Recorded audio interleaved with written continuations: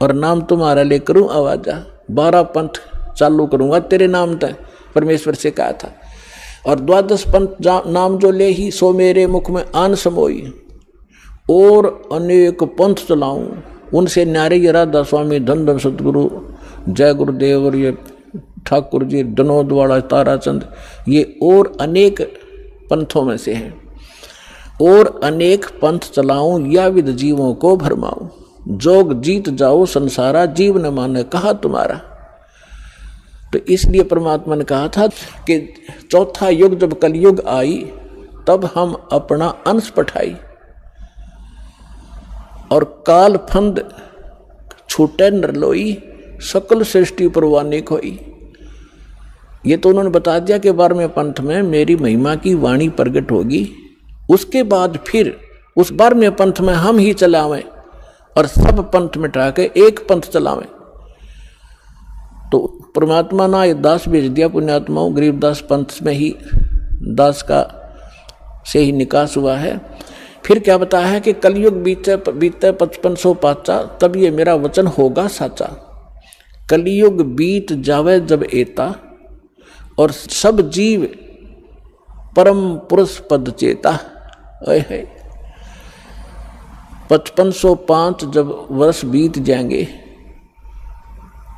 उस समय ये मेरी बात सत्य होगी कि मैं 12वें पंथ में स्वयं आऊँगा, सब पंथों को मिटाकर एक पंथ चलाऊंगा।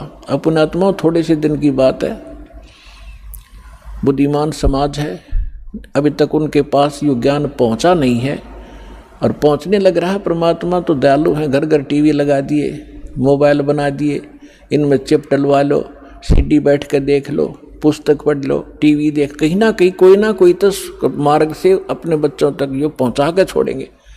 और जब उनको ये समझ में आएंगे, हाय ऐसे आएंगे दौड़कर और सब एक हो जाएंगे, सबका मोक्ष होगा, सब यहाँ भी सुखी होंगे और सतलोक जाएंगे। जहाज भर भर कर भगवान आपको सतलोक छोड़ का होगा।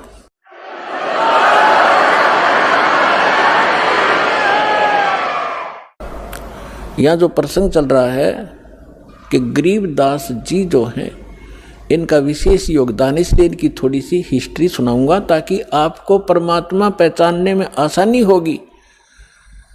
सभी वेद बतावें और सभी परमात्मा प्राप्त संत गुण गावें, तो फिर भगवान के पहचानने में आपको धोखा नहीं होगा, देर नहीं लगेगी और दृढ़ हो जाओगे। फिर चाहे कोई ब्रह्मा विष्णु महेश आकर भी आपको भ्रमित करने की चेष्टा करेगा, आप उनकी बात को मान नहीं सकते। दास आपको इतना दृढ़ करना चाहता है। गरीबदास जी की थोड़ी हिस्ट्री सुनाऊंगा, यहाँ उनकी जीवन लीला थोड़ी सी सुनाऊंगा, वह पर्याप्त होगी आपके लिए।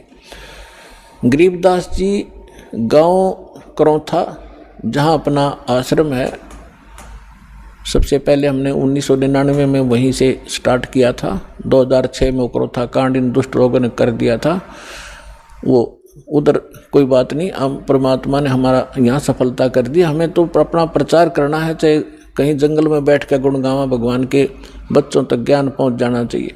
तो करौथा गांव के वो मूल निवासी थे उनके पिताजी, और वो ब्याहे थे गांव छुडानी, जिला झज्जर हरियाणा में, और गांव करौथा है जिला रोहतक में। तो यहाँ उनके नाना के छुडानी के अंदर यानी गरीबदास जी की माता का कोई भाई नहीं था, जिस कारण से उनके नाना जी ने उनके पिताजी श्री बलराम जी को, उनका धनखड़ गोत्र है, अपने घर पे छुडानी में घर जमाई बोलते हैं कि अपने जमाई को वहाँ रख लेना, उसको घर जमाई कहते हैं। तो सारी संपत्ति उनको दे दी, अपनी बेटी को यानी उसके दामाद को।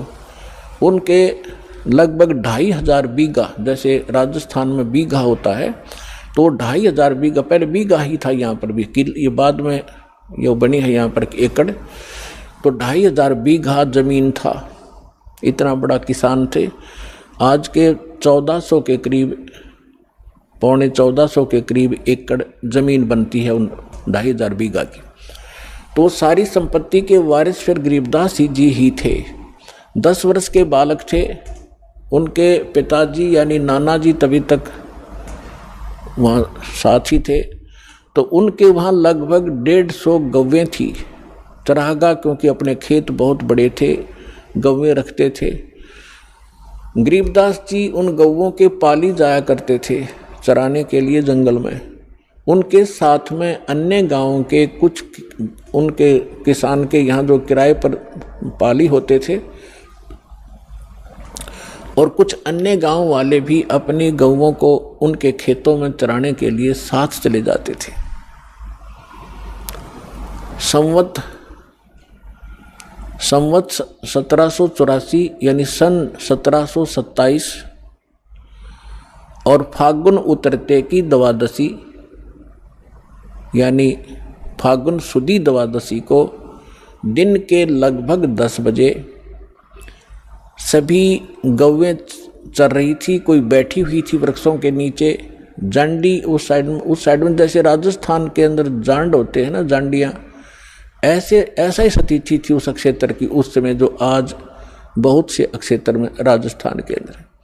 तो वहाँ जांडी ज़्यादा होती थी, उन जांडियों के पास बैठी थी। और एक रास्ता है, गांव कबलाना है, छुड़ानी की सीमा से सटा हुआ। गांव कबलाना से गांव छुड़ानी में कच्चा रास्ता आता था। उस कच्चे रास्ते के ऊपर एक बड़ा पेड़ था जांडी का, उसके नीचे सभी पाली बैठे हुए थे, इंक्लूडिंग गरीबदास जी, और वो भोजन खा रहे थे,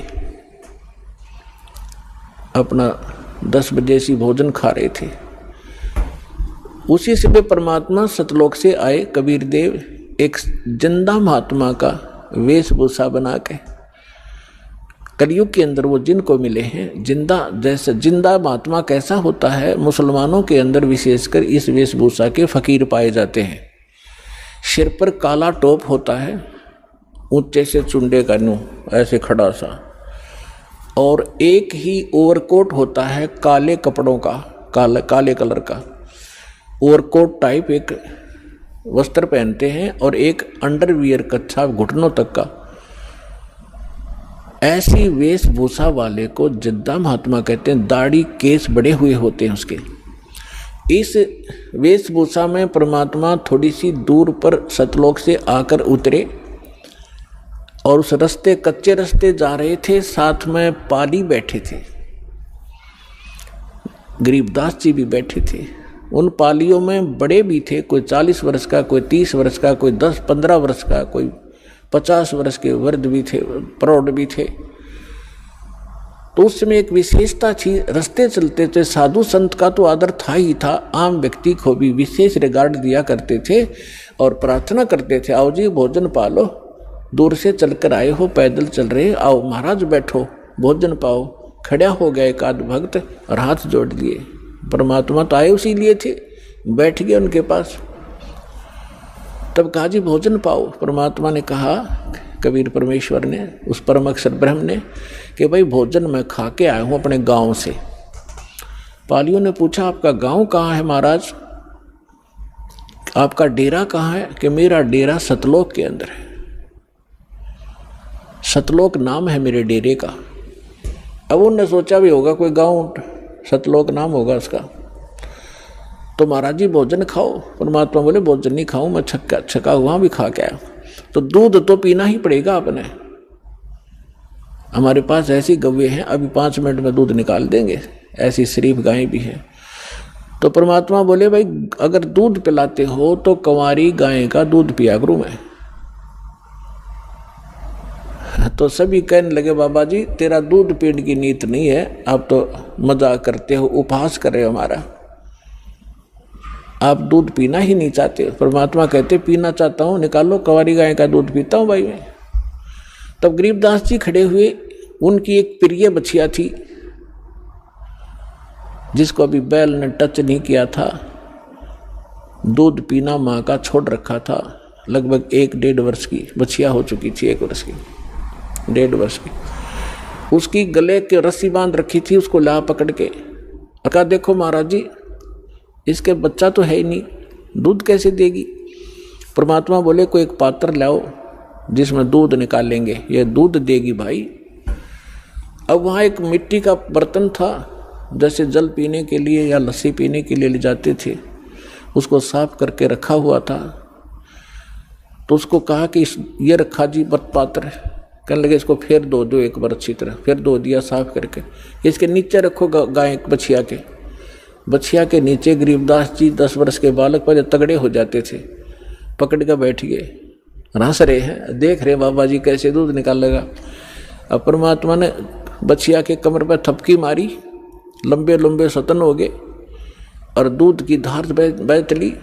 जब वो पात्र भर गया, अपने आप दूध बंद हो गया। गरीबदास जी हैरान कि बाबा जी बड़ा शक्ति वाला है। अगले महाराज जी फिर पी लो, आपने निकाला। कुछ दूध परमात्मा ने पिया, फिर उन पाली उपस्थित थे, बड़े छोटे जितने भी थे, उनसे से कहा कि रे बेटा बच्चों पी लो, ये दूध यहाँ का नहीं है, मेरे डेरे से आया सतलोक से, अमृत है, ये पी लो। वो पाली जो बड़े वाले थे, समझदार माने थे अपने आप ने, वो कहने लगे हम ना पीवा जादू जंत्र का दूध, और कुंवारी गाय का पाप लग गया हमारा। अर्थ ने झूठा कर दिया कि मेरा तो कौन सी जाति का है। वो तो उठ कर चले गए। कहते हैं सकल पदार्थ है जग माही, कर्म ही नर पावत नाही। गरीबदास जी बोले ला महाराज जी आपका अमृत कद कद मिला मुझे झूठा। पुण्यात्माओं ये है वो पुण्यात्मा जिनके लिए भगवान भटक रहे होते हैं, जो दृढ़ भक्त होते हैं, उनका स्वभाव न्यारा होता है, उनके लक्षण अलग होते हैं। तो तुरंत गट गट जितना पीना था पियर बाकी रख दिया। तो परमात्मा ने उनको ज्ञान समझाया, सारी कहानी सुनाई।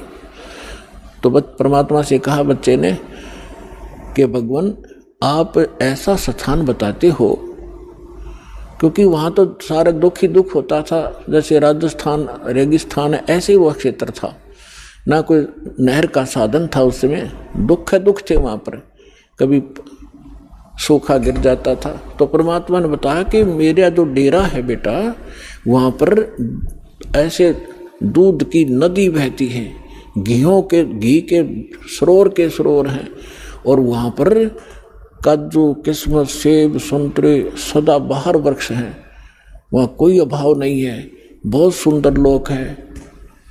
अब बालक था, प्रबल इच्छा हुई कि भगवान क्या वो लोग मैं देख सकता हूँ। परमात्मा बोले ऐसे नहीं देख सकते, पहले आपने मंत्र लेना पड़ेगा, मेरा शिष्य बनना पड़ेगा, तभी उसमें आप प्रवेश कर सकते हो। बोला जी बना लो, क्यों कैसे बनाओगे मुझे शिष्य। परमात्मा ने प्रथम मंत्र दिया और कहा बेटा अभी तेरे को सतलोक ले चलता हूँ, अपना डेरा दिखा के लाता हूँ। उस आत्मा को निकाला, ऊपर ले गए, ब्रह्मा विष्णु महेश के लोक दिखाए, धर्मराज का लोक दिखाया जहाँ बैठकर वो सबका न्याय करता है।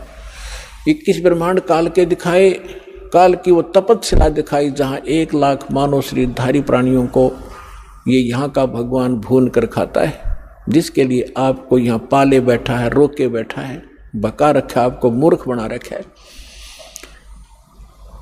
और उस काल के सिर पे पैर रख के परमात्मा उसको ऊपर लेकर गए। अक्षर पुरुष का लोक दिखाया, उस पर ब्रह्म का 21 ब्रह्मांड दिखाए, फिर 12वां द्वार पार करके सतलोक में पहुंचे गरीबदास जी को देखे। अब वहां क्या लीला की दाता ने,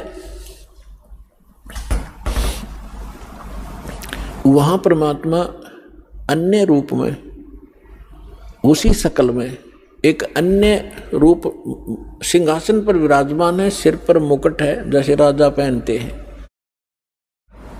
बहुत ही सुंदर मुकुट सफेद कलर का। ऊपर एक छत्र है बहुत सुंदर सफेद कलर का, बहुत सुंदर सिंहासन जिसमें हीरे मोती और लाल लगे हुए हैं, सफेद ही कलर के वो बैठा है भगवान। परमात्मा सतलोक में बैठे भगवान के एक रोमकूप में करोड़ सूर्य करोड़ चंद्रमा मिला दे इतना प्रकाश है, तो उसको चरम दृष्टि नहीं देख सकती, आत्मा की आंखें ही उसको देख सकती हैं। तो गरीबदास जी ने देखा भगवान तो ये है मालिक, यो बैठा तख्त पर, और बहुत बड़ा गुम्बद है उसका, जैसे मंदिर नुमा एक बहुत बड़ा गुम्बद है, उसके सेंटर में भगवान विराजमान है। अब नीचे से जो जिंदा महात्मा के रूप में परमेश्वर कबीर जी गए थे उनके साथ, वो वहाँ जाकर चंवर उठा के और सिंहासन पर बैठे भगवान पर चंवर करने लगे। गरीबदास जी ने सोचा कि भगवान तो ये है, ये बाबा जी इसका कोई नौकर सेवादार, कोई इनका चेला चला होगा। इतना सोच ही रहा था, तभी वो तेजोमय शरीर वाले भगवान खड़े हुए, सिंहासन छोड़ दिया और करबद्ध होकर कहा, भगवान ग्रहण करो अपना सिंहासन, आपकी अब्सेंस के में आप मुझे यहाँ बैठा कर गए थे। कबीर साहब उस पर विराजमान हुए और वो तेजोमय शरीर उठाकर चंवर करने लगा, जैसे शिष्य करते हैं गुरु जी पे, ऐसे। गरीबदास जी ने सोचा, रे यू भगवान और चंवर करे इस पे, बाबा जी पे। इतने में क्या हुआ कि वो तेजोमय शरीर नीचे से गए जिंदा महात्मा के शरीर में समा गया और चंवर अपने आप घूम रहा ऊपर। इस लीला को देखने के बाद परमात्मा ने सारी कथा सुनाई। भाई मैं भगवान हूँ। गरीबदास, मैं काशी में रहा 120 वर्ष, मेरा धाणक कबीर नाम था, मैं धाणक रूप में रहा करता था, जुलाहा का काम करता था। सारी सृष्टि को मैंने ज्ञान देने की चेष्टा की, लेकिन उन नकली लोगों ने अपनी चलने नहीं दी और सभी बच्चे अशिक्षित हैं। गरीबदास जी ने कहा कि भगवान मुझे यहीं रख लो, मैं नहीं जाऊँ उस गंदे लोक में। परमात्मा ने कहा, बेटा जाना पड़ेगा, तेरे भाई बहन हैं, उनको कौन बताएगा मेरी महिमा, मेरा गवाह कौन बनेगा, तो गवाह बन, मैं तेरे साथ रहूँगा, कोई आपत्ति बेटा तेरे प्राण नहीं दूंगा, तू मंत्र करता रह। यानी इस प्रोसेस में, इस सारे घटना चक्कर में काफ़ी समय बीत गया। उधर से जो पाली थे वो तो छोड़कर चले गए थे, उसको काफ़ी दूर चले गए।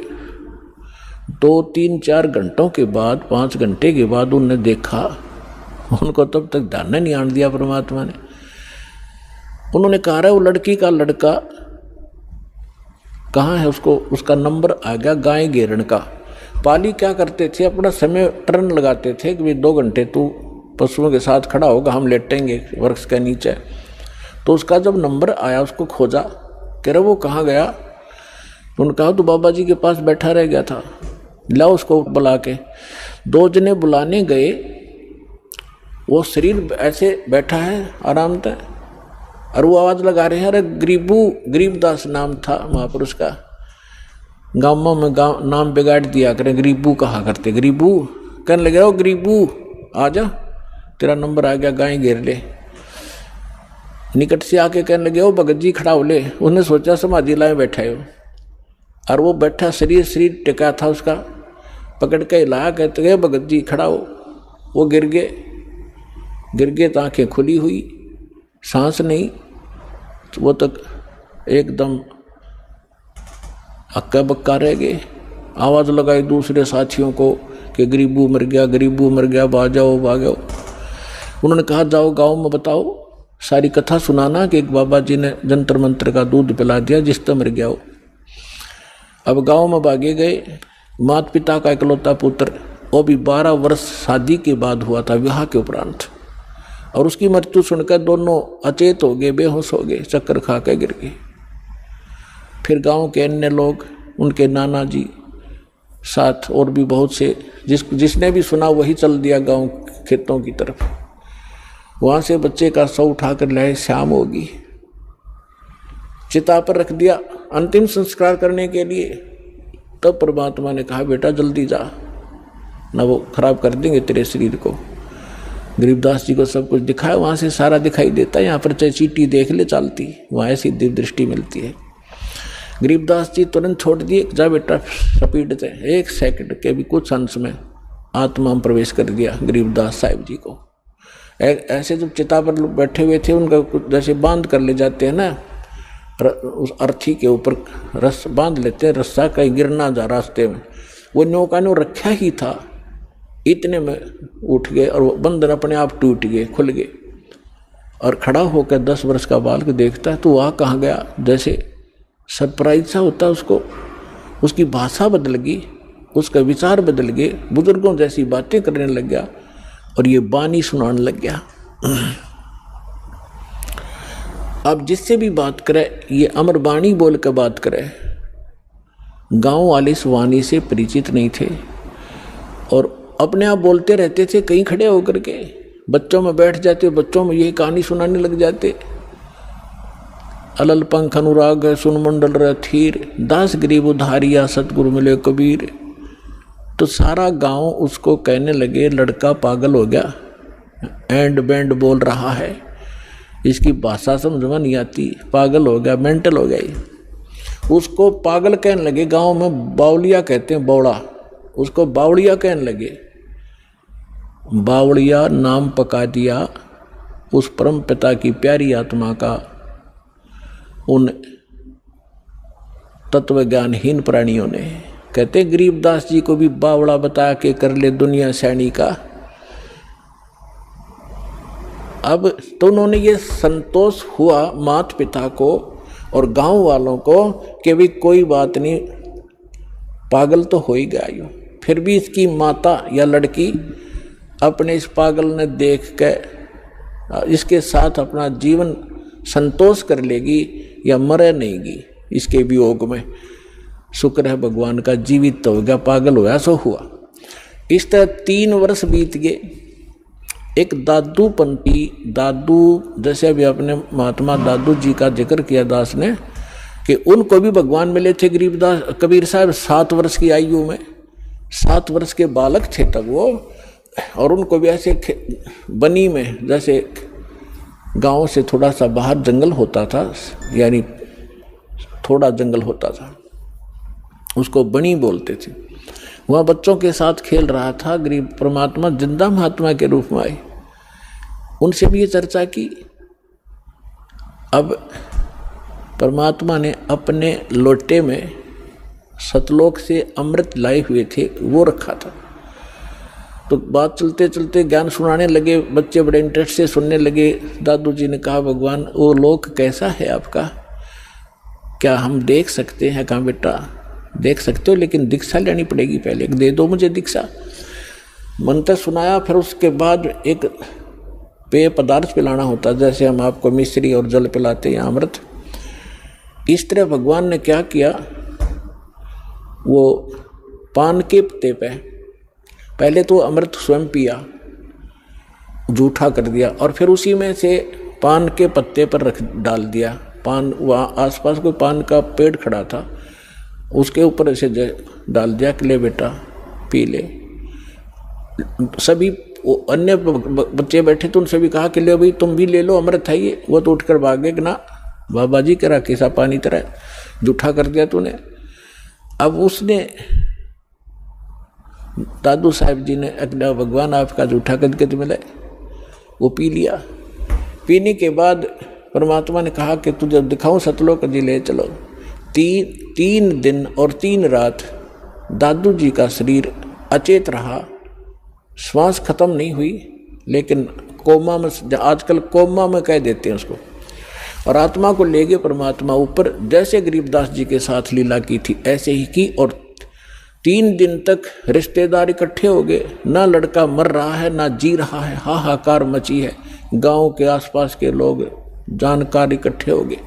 तीसरे दिन होश में आ गया, खड़ा होकर कहने लगा ओहो कहाँ गए वो भगवान, परमात्मा कहाँ है, पागल से हो गए, न घूमो इधर उधर। तो कबीर साहब कहते हैं राम वियोगी ना जीवे और जीवत बौड़ा हो। भगवान के सुख न देखने के बाद आदमी या तो जीवे नहीं, जीवेगा तो पागल हो जाएगा। तो वो दशा उस महापुरुष की हुई। तो दादू साहब जी बड़े होते गए, जो जो तब उन्होंने उस अमृतवाणी बोली, वह उनके चेलों ने लिखी गरीब दादू साहब जी के ने, और दादू जी के ग्रंथ में ये विद्यमान है वाणी।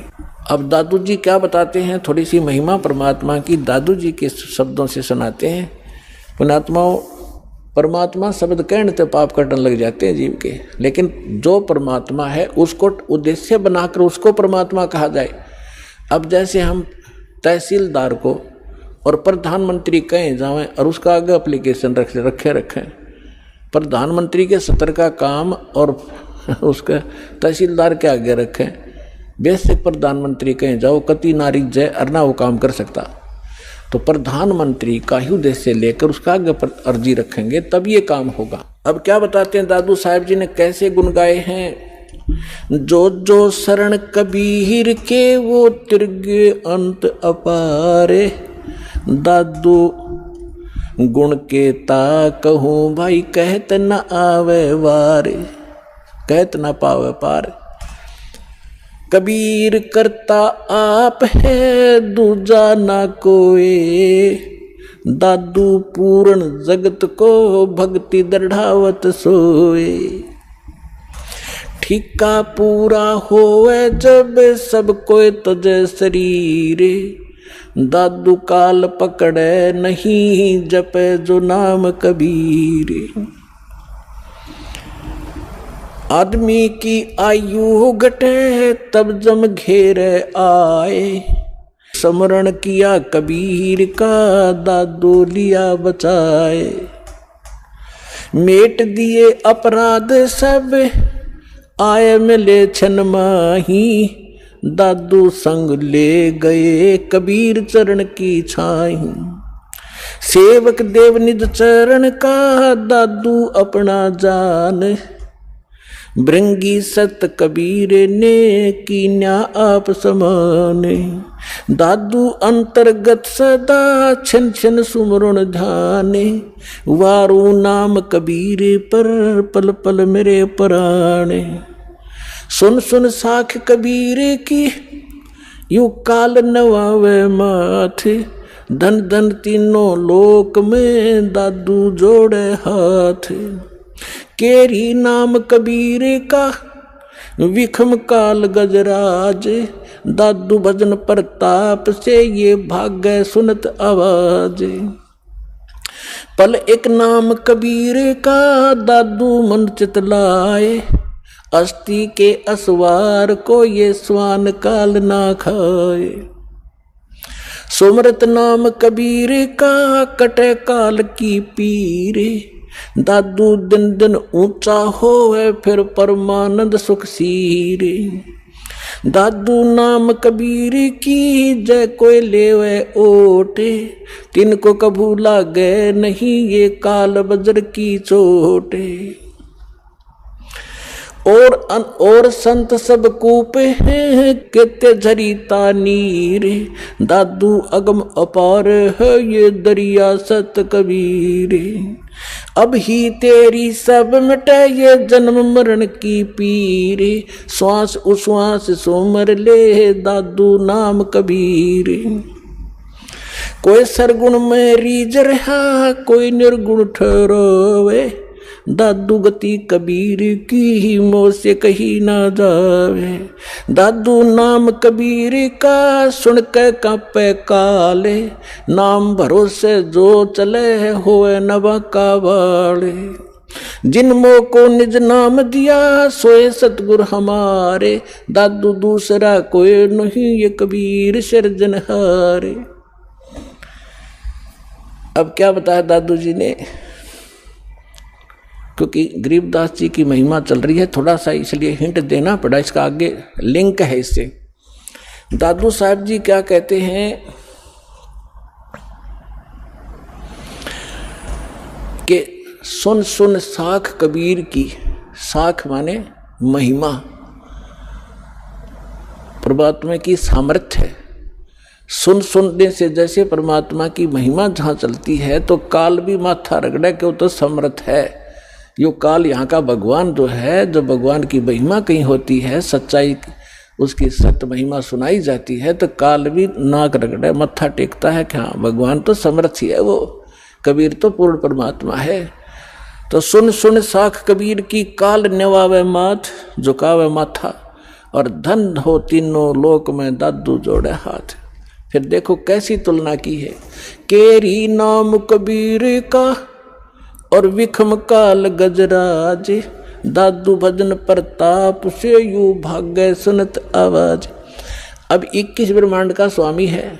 श्रीमद् भगवत गीता अध्याय नंबर 15 के श्लोक नंबर 18 में गीता ज्ञानदाता ये ब्रह्म है, काल है। ये खुद कहता है कि मेरे अंतर्गत जितने भी प्राणी हैं उनसे मैं उत्तम हूँ, श्रेष्ठ हूँ, उनसे तगड़ा हूँ मैं। इसलिए मैं लोक वेद के आधार से पुरुषोत्तम प्रसिद्ध हो रहा हूं मैं, क्योंकि जितने भी इसके अंतर्गत प्राणी हैं काल के, ये इंद्र तगड़ा है। ये 1000 कला का, ब्रह्मा विष्णु महेश, ये विष्णु जी 16 कला के, और ये 4 भुजा का, वो 1000 भुजा का। यानी इनमें, यहाँ के प्राणियों में ब्रह्मा विष्णु महेश हमसे सबसे तगड़े शक्तिशाली है, इनसे भी वो कई गुना शक्तिशाली है। तो ये कोई छोटी शक्ति नहीं है, कहने का भाव ये है।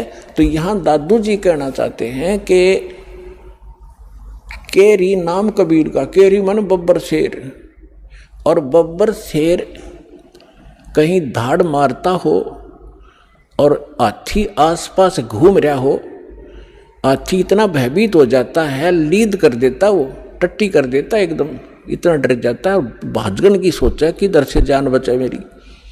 तो यहाँ कहने का भाव यह है कि हाथी कोई छोटा प्राणी नहीं है, आम प्राणियों से तगड़ा है, लेकिन उस बब्बर शेर के सामने वो भी फेल है, उसके सामने उसकी कोई अस्तित्व नहीं है।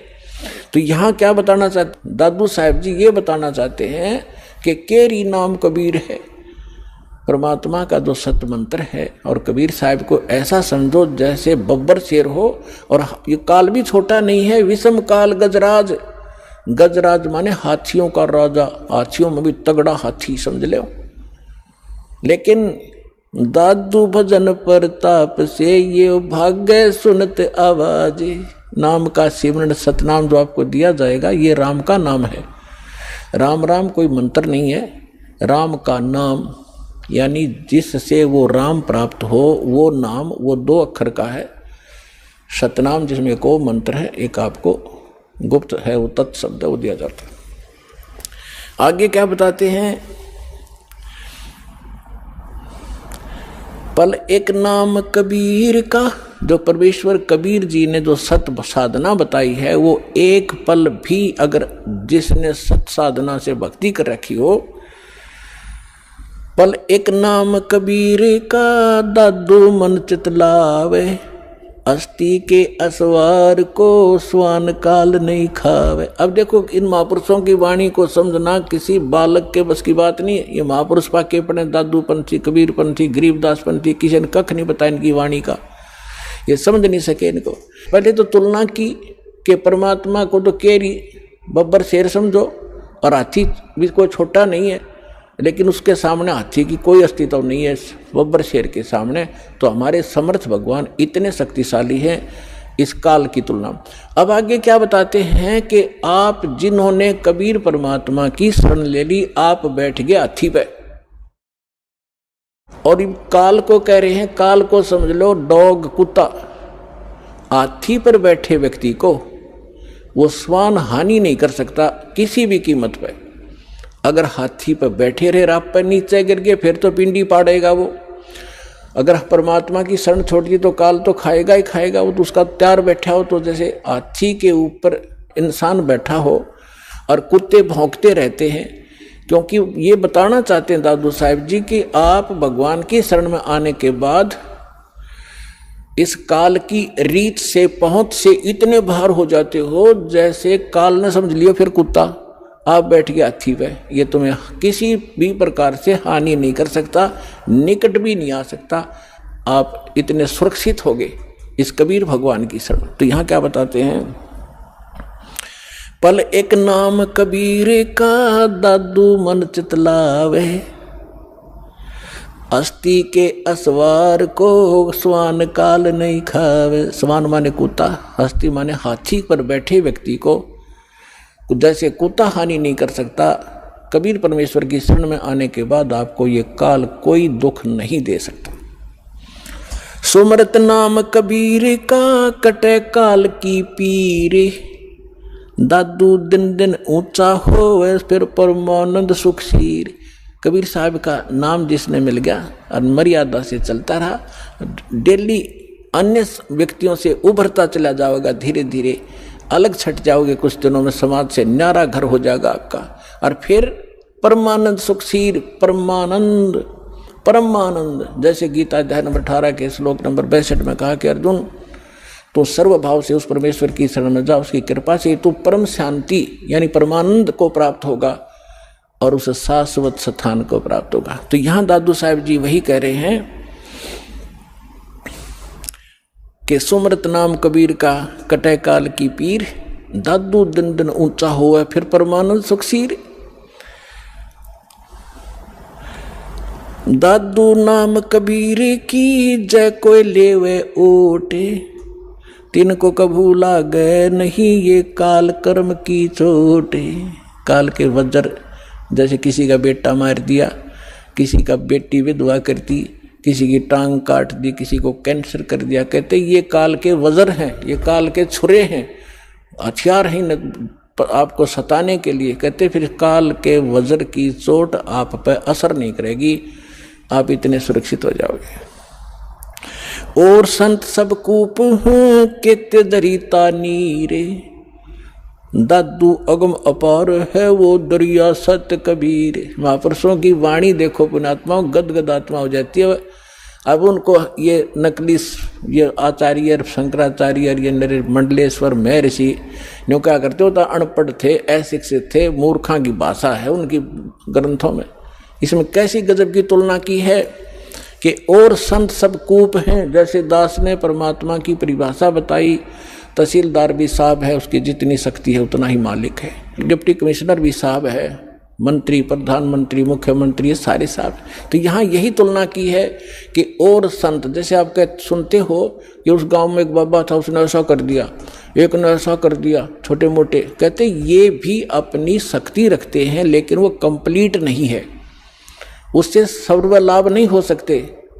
आपका तहसीलदार से मित्रता है तो एक रजिस्ट्री करा सकते हो, साल 6 महीने 2 वर्ष 10 वर्ष 50 वर्ष में एक का काम करा पाओगे उससे। बाकी और समर्थ की शरण हो जा तो कितना सारे काम होते चले जाएंगे आपके। इस प्रकार क्या बताते हैं, और संत सब कूप हैं।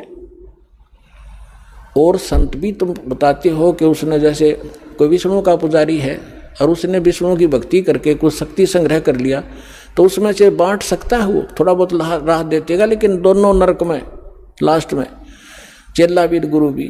तो यहाँ कहते हैं और संत सब कूप हैं। और उस महात्माओं को समझो, वो तो एक कुआं है, कुआं केवल पीने का काम ही कर सकता है, सिंचाई में नहीं कामयाब हो सकता। क्या हो गया कि थोड़ा बहुत भी कभी सारा दिन में सींच दिया तो सफिशिएंट नहीं है। और के तेज रीता नीर, यानी कोई झरने से बह रहा थोड़ा मोटा नाला है, वो भी कंप्लीट राहत नहीं दे सकता उस क्षेत्र को। अब यहाँ बताना चाहते हैं दादू साहब जी कि दादू अगम अपार है, वो दरिया सत कबीर, दरिया है नदी जिसके अंदर पानी का कोई था ही नहीं, उसमें कुएं भी बना लो, नाले भी निकाल लो, नहर भी निकाल लो, नहा भी लो, धो भी लो, सिंचाई भी कर लो, फिर भी फालतू पानी रहे। तो ऐसे समर्थता बताई है कबीर भगवान की, परमेश्वर की, आदरणीय दादू साहिब जी ने। और संत सब कूपे हैं केते झरीता नीर, दादू अगम अपारे है वो दरिया सत्य कबीर। फिर क्या बताते हैं, अब ही तेरी सब मिटाइए जन्म मरण की पीरे, श्वास उश्वास सुमर ले दादू नाम कबीर। ये कबीर नहीं सुमरना, वो सतनाम है जो आपको दिया जाता है, फिर सार नाम दिया जाएगा। इसका श्वास उस जो कबीर जी का जो मंत्र है वो सिमरण करना है, श्वास उश्वास से सुमर ले दादू नाम कबीर। दादू नाम कबीर का सुन के कांपे काले, नाम भरोसे नर चले हुए नवा का बाड़े। कबीर साहब का जो मंत्र है इसका सिमरण करते रहना, यो काल आपका कुछ नहीं बिगाड़ पाएगा। जिन मोह को निज नाम दिया सोए सतगुरु हमारे, दादू दूसरा कोई नहीं ये कबीर सिरजनहारे। तब जो दास साहब को गरीबदास साहिब जी की कथा सुनाना चाहता था, अब जैसे गरीबदास जी की कथा सुना रहा है, इसको आगे बढ़ाते हैं। इसको जैसे नानक साहिब जी को परमात्मा मिले थे जिंदा महात्मा के रूप में, सचखंड से आए थे। नानक साहिब जी सुल्तानपुर नाम का एक नगर है, शहर है, उसमें एक राजा था, नवाब था, उसके यहाँ नौकरी करते थे खजाने में। और वो प्रतिदिन नदी में स्नान करने जाया करते थे। एक साथ में नदी बहती थी, बेई नदी बोलते, बेई, उसमें स्नान करने जाया करते थे। वहाँ परमात्मा आए थे जिंदा महात्मा के रूप में। उनको बहुत सी ज्ञान चर्चा गोष्ठी हुई। पहले नानक जी ने अपना ज्ञान बताया, फिर परमात्मा ने बताया। नानक साहब जी ने कहा भी मैं आँखों देखूं तब बाबा जी तेरी गल मानूं। परमात्मा बोले ठीक है। अब नानक साहब जी ने कहा कि मैं इस दरिया में छुपूंगा, मुझे खोजना। तो उन्होंने डुबकी लगाई, गेले परमात्मा ने लगा दी। उनके शरीर को अंतर्ध्यान करके अब स्ट्रीम में ले गए जिधर से जल आ रहा था। वह उपस्थित लोगों ने देखा कि नानक जी मर गए, डूब गए, डुबकी लगाई थी, बाहर नहीं आए। और वो शरीर रख दिया अब स्ट्रीम में जिधर से जल आ रहा था। उधर कोई भी ध्यान नहीं जा किसी का। 2-3 किलोमीटर जाकर शरीर सुरक्षित रखा एक स्थान पर। आत्मा को सचखंड ले गए। फिर सारा कुछ बताया कि मैं काशी में रहता हूँ बच्चा, वहाँ आ जाना, सतनाम दूंगा तेरे को। तो नानक जी तीसरे दिन वापस आए थे, दरिया के किनारे घूमते नजर आए। फिर पहली उदासी उन्होंने बनारस की थी कि खोजूं तो जाकर देखूं वहाँ भगवान अर्धानक रूप में कैसे हो सकता है, कुछ जच्चे कुछ ना जच्चे। जब सामने जाकर देखा वो है जो सकल जिंदा महात्मा वाली यो बैठा भगवान दानक रूप में, जलाए रूप में। फाई सूरत मुल्क की वेश ए ठगवाड़ा ठगी, देश खरा सियाणा बहुता बारी, धानक रूप रहा करता। अब हम गरीबदास जी की कथा सुनाते हैं। तो क्या हुआ, 3 वर्ष के बाद बच्चे को कोई कहे इसका सब झाड़े फूक लो आए, पता नहीं कहाँ कहाँ ले गए, वैद्यों को दिखाया, सब ने कोई भूत प्रेत का साया बताया, सब फेल हो लिया। आखिर में थक लिए, 3 साल में कुछ असर नहीं हुआ। एक दिन कोई दादू पंथी, एक गोपाल दास नाम का लालाजी था, और वो घर त्याग कर सन्यासी हो गया था, बाल बच्चों को अपना जिम्मेदारी सौंप के, और लाल कपड़े पहने हुए थे। दादू पंथ से दीक्षित था। वो किसी भगत के यहाँ आया करता था, उसका चेला था छुडानी में। जब वो आया 2-3 वर्ष के बाद, ऐसे कई वर्ष में चक्कर लगाता था, तो उस भगत ने, उस गांव वाले ने कहा कि महाराज जी हमारे एक लड़की का लड़का ऐसे ऐसे एक संत ने कोई कुंवारी गाय का दूध पियाया था, वो जंतर मंतर का, और उसके जंतर मंतर कर दिया तो मृत्यु को प्राप्त हो गया था। सुन ली भगवान ने, उसके सांस शेष थे, बच गया। अब वो पागल हो गया, और कहा जाता है कि संत की विद्या को संत ही काट सकता है। अगर आप कुछ दया करो तो बच्चे को बुलाऊं। दादू पंथी गोपाल दास जी ने कहा कि बुला, ये झाड़ फूक करना थोड़ी बहुत ये सीख लेते हैं रोटी खाने के लिए, जितने भी ये संत बने, तो बुला, मैं अभी कर दूंगा ठीक। अब उसने जाकर के उस चौधरी साहब को कहा, उनके नाना जी को, शिवलाल नाम था उसका, शिवलाल, के शिवलाल जी हमारे पास एक महात्मा आते हैं, बड़े पहुँचे हुए हैं, और वो कहते हैं बच्चे को दिखा दो, मैं ठीक कर दूंगा। 5-7 और बूढ़े बुजुर्ग उसके साथ, गरीबदास 13 वर्ष के बालक को लाकर खड़ा कर दिया। जब दादू पंथी उस गोपाल दास ने पूछा, बेटा कौन था वो, तेरा जीवन नाश कर दिया, तेरे को बर्बाद कर दिया? तो गरीबदास जी कहने लगे, उसने बर्बाद नहीं, मुझे आबाद कर दिया। अलल पंख अनुराग है सुन मुंडर थीरे, दास गरीब उधार दिया मोय सतगुरु मिले कबीर। हम सुल्तानी नानक तारे, दादू को उपदेश दिया, जात जुलाहा भेद न पाया, वो काशी माहे कबीर हुआ। जब ये वाणी दादू उस परमेश्वर के प्यारी आत्मा गरीबदास जी ने बोली, उस 62 साल का महात्मा था, 62-65 साल का दादू पंथी गोपाल दास, उसका शरीर आंख भर आई उसकी, और रोंग रोंग खड़े हो गए कि इतनी प्यारी भाषा बोल रहा है इसने, बौड़ा बताओ दुनिया, अरे तेरा गजब भैया। तब उस काफ़ी आध घंटे तक गरीबदास जी वो वाणी बोलते रहे, जो भगवान से परिचित होकर के उन्होंने गैबी ख्याल विशाल सतगुरु अचल दिगंबर थी रहे दास, ये सारा कुछ बोला। तब वो 62-65 साल का आदमी खड़ा हो गया, महात्मा जिसके वो लोग पूजा कर रहे थे, हाथ जोड़कर कहने लगे, महाराज जी अब वाणी लिखवा दो सारी की सारी, जीवों का उद्धार होगा कलयुग में। परमात्मा को गरीबदास जी यही चाहते थे कि किसी तरह लखनियाँ मिल रहे बने, लेकिन यू कल भाग जाएगा 2 दिन, 2 थोड़ी बहुत लिख के, मैंने तो बहुत कुछ लिखवाना है उसको दर्द करने के लिए। उठ चल पड़े गरीबदास जी, उससे बात नहीं की फिर। अब उन लोगों ने सोचा कि 65 साल का आदमी एक 13 साल के बालक का घा जोड़ बैठा। उन्होंने ये सोचा भाई इसमें तो बड़ी बला है, बाबा जी का भी चक्कर कटा दिया इसने, यानी कोई बड़ा भूत प्रेत है इस गरीबदास जी में। 65 साल का बाबा भी आजोड़े खड़ा इसका आगे, यू क्या कहे है इसको। अब वो तो अपने घर में चले गए, गरीबदास जी चल पड़े खेतों को, जंगल की साइड में, और वो दादू पंथी महात्मा भी साथ साथ जा। आगे तो अमर वाणी गजब की वाणी है, क्योंकि परिचित था संतों की वाणी से, दादू से भी परिचित था कि उनको कोई संत मिले थे जिंदा महात्मा के रूप में।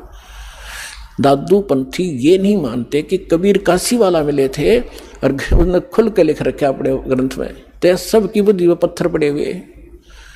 तीसरे दिन गरीबदास जी ने कहा कि बाबा जी बात सुन ले, जब सारा लिखे जितना मैं लिखवाऊं तो मैं लिखवाऊं, नहीं तो जा अपने घर में। उन्होंने कहा दादू के पंथी ने, गोपाल दास जी ने, कि महाराज जी मैं तो घर तक कति फ्री हो रहा हूँ और मेरा काम में कुछ नहीं बचा रही, ये परमार्थ का काम सेवा मुझे मिल जाए, इससे बड़ा कोई मेरे लिए काम नहीं, कोई परमार्थ नहीं। तो गरीबदास जी का एक, उन्हीं के नाना का एक बेरी का बाग था, बेरी बड़बेरी बोलन से, उसमें एक जंडी का पेड़ था बहुत भारा। उस जंडी के पेड़ के नीचे गरीबदास जी और वो दोनों गोपाल दास जी बैठ जाते। गोपाल दास जी बनिया था, उसको लिखना आता था, वो लिखता था, गरीबदास जी बोलते थे। 6 महीने के में ये वाणी पूर्ण हुई जो आज दास के पास उपलब्ध है, और जो आपके सामने वो अमृत बखेर रहा हूं। तो इन सब बातों से ये सिद्ध हो गया कि हमारे सदग्रंथ बतावें और आंखों देखा संत बतावें कि धानक रूप रहा करतार। गरीबदास जी ने कहा अनंत कोट ब्रह्मांड का एक रति नहीं भारे, सतगुरु पुरुष कबीर हैं ये कुल के सृजनहारे। तो आज का जो विषय था कि परमात्मा कौन है, कैसा है, किसने देखा है, ये सत्संग। जैसे काल ने कहा था 12 पंथ करूं मैं साजा और नाम तुम्हारा ले करूं आवाजा, 12 पंथ चालू करूंगा तेरे नाम तय, परमेश्वर से कहा था। और 12 पंथ नाम जो ले ही सो मेरे मुख में आन समोई, और अनेक पंथ चलाऊं उनसे न्यारे ये राधा स्वामी धन धन सतगुरु जय गुरुदेव और ये ठाकुर जी दनोद वाला ताराचंद, ये और अनेक पंथों में से हैं। और अनेक पंथ चलाऊं या विद जीवों को भरमाऊं, जोग जीत जाओ संसारा जीव न माने कहा तुम्हारा। तो इसलिए परमात्मा ने कहा था कि चौथा युग जब कलयुग आई तब हम अपना अंश पठाई और काल फंद छूटे नरलोई सकल सृष्टि परवानी खोई। ये तो उन्होंने बता दिया कि 12वें पंथ में मेरी महिमा की वाणी प्रकट होगी। उसके बाद फिर उस 12वें पंथ में हम ही चलावें और सब पंथ मिटा के एक पंथ चलावें। तो परमात्मा ना ये दास भेज दिया पुण्यात्माओं, गरीबदास पंथ में ही दास का से ही निकास हुआ है। फिर क्या बताया है कि कलयुग बीते 5500 पाचा तब ये मेरा वचन होगा साचा। कलयुग बीत जावे जब एता और सब जीव परम पुरुष पद चेता। 5505 जब वर्ष बीत जाएंगे उस समय ये मेरी बात सत्य होगी कि मैं 12वें पंथ में स्वयं आऊँगा, सब पंथों को मिटाकर एक पंथ चलाऊँगा। अपने आत्मा थोड़े से दिन की बात है, बुद्धिमान समाज है, अभी तक उनके पास ये ज्ञान पहुँचा नहीं है और पहुँचने लग रहा है। परमात्मा तो दयालु है, घर घर टीवी लगा दिए, मोबाइल बना दिए, इनमें चिप डलवा लो, सीडी बैठ कर देख लो, पुस्तक पढ़ लो, टीवी देख, कहीं ना कहीं कोई ना कोई तो मार्ग से अपने बच्चों तक ये पहुंचा कर छोड़ेंगे। और जब उनको ये समझ में आएंगे, हाय ऐसे आएंगे दौड़कर और सब एक हो जाएंगे, सबका मोक्ष होगा, सब यहाँ भी सुखी होंगे और सतलोक जाएंगे। जहाज भर भर कर भगवान आपको सतलोक छोड़ का होगा।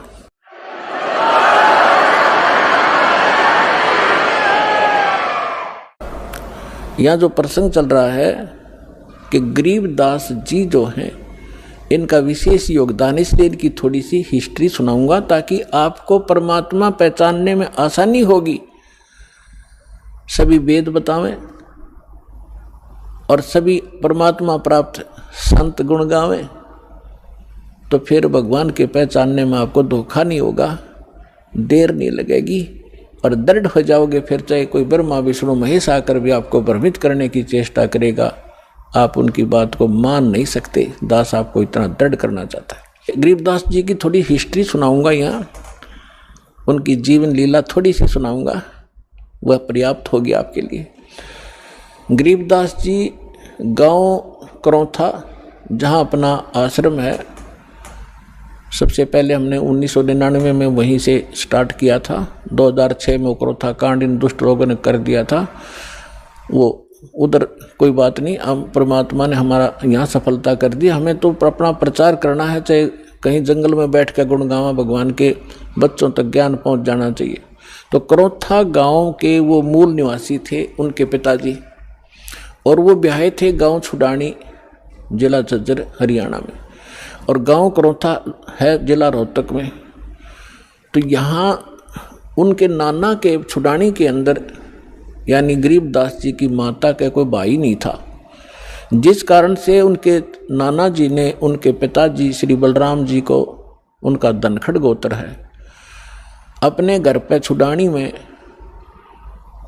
घर जमाई बोलते हैं कि अपने जमाई को वहाँ रख लेना, उसको घर जमाई कहते हैं। तो सारी संपत्ति उनको दे दी, अपनी बेटी को यानी उसके दामाद को।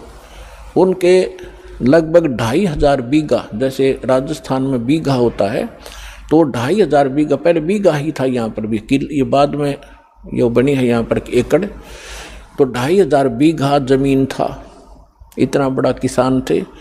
आज के 1400 के करीब, पौने 1400 के करीब एकड़ जमीन बनती है उन 2500 बीघा की। तो सारी संपत्ति के वारिस फिर गरीबदास जी ही थे। 10 वर्ष के बालक थे, उनके पिताजी यानी नाना जी तभी तक वहाँ साथी थे। तो उनके वहाँ लगभग 150 गौवें थी, चरागाह, क्योंकि अपने खेत बहुत बड़े थे, गौवें रखते थे। गरीबदास जी उन गौवों के पाली जाया करते थे चराने के लिए जंगल में।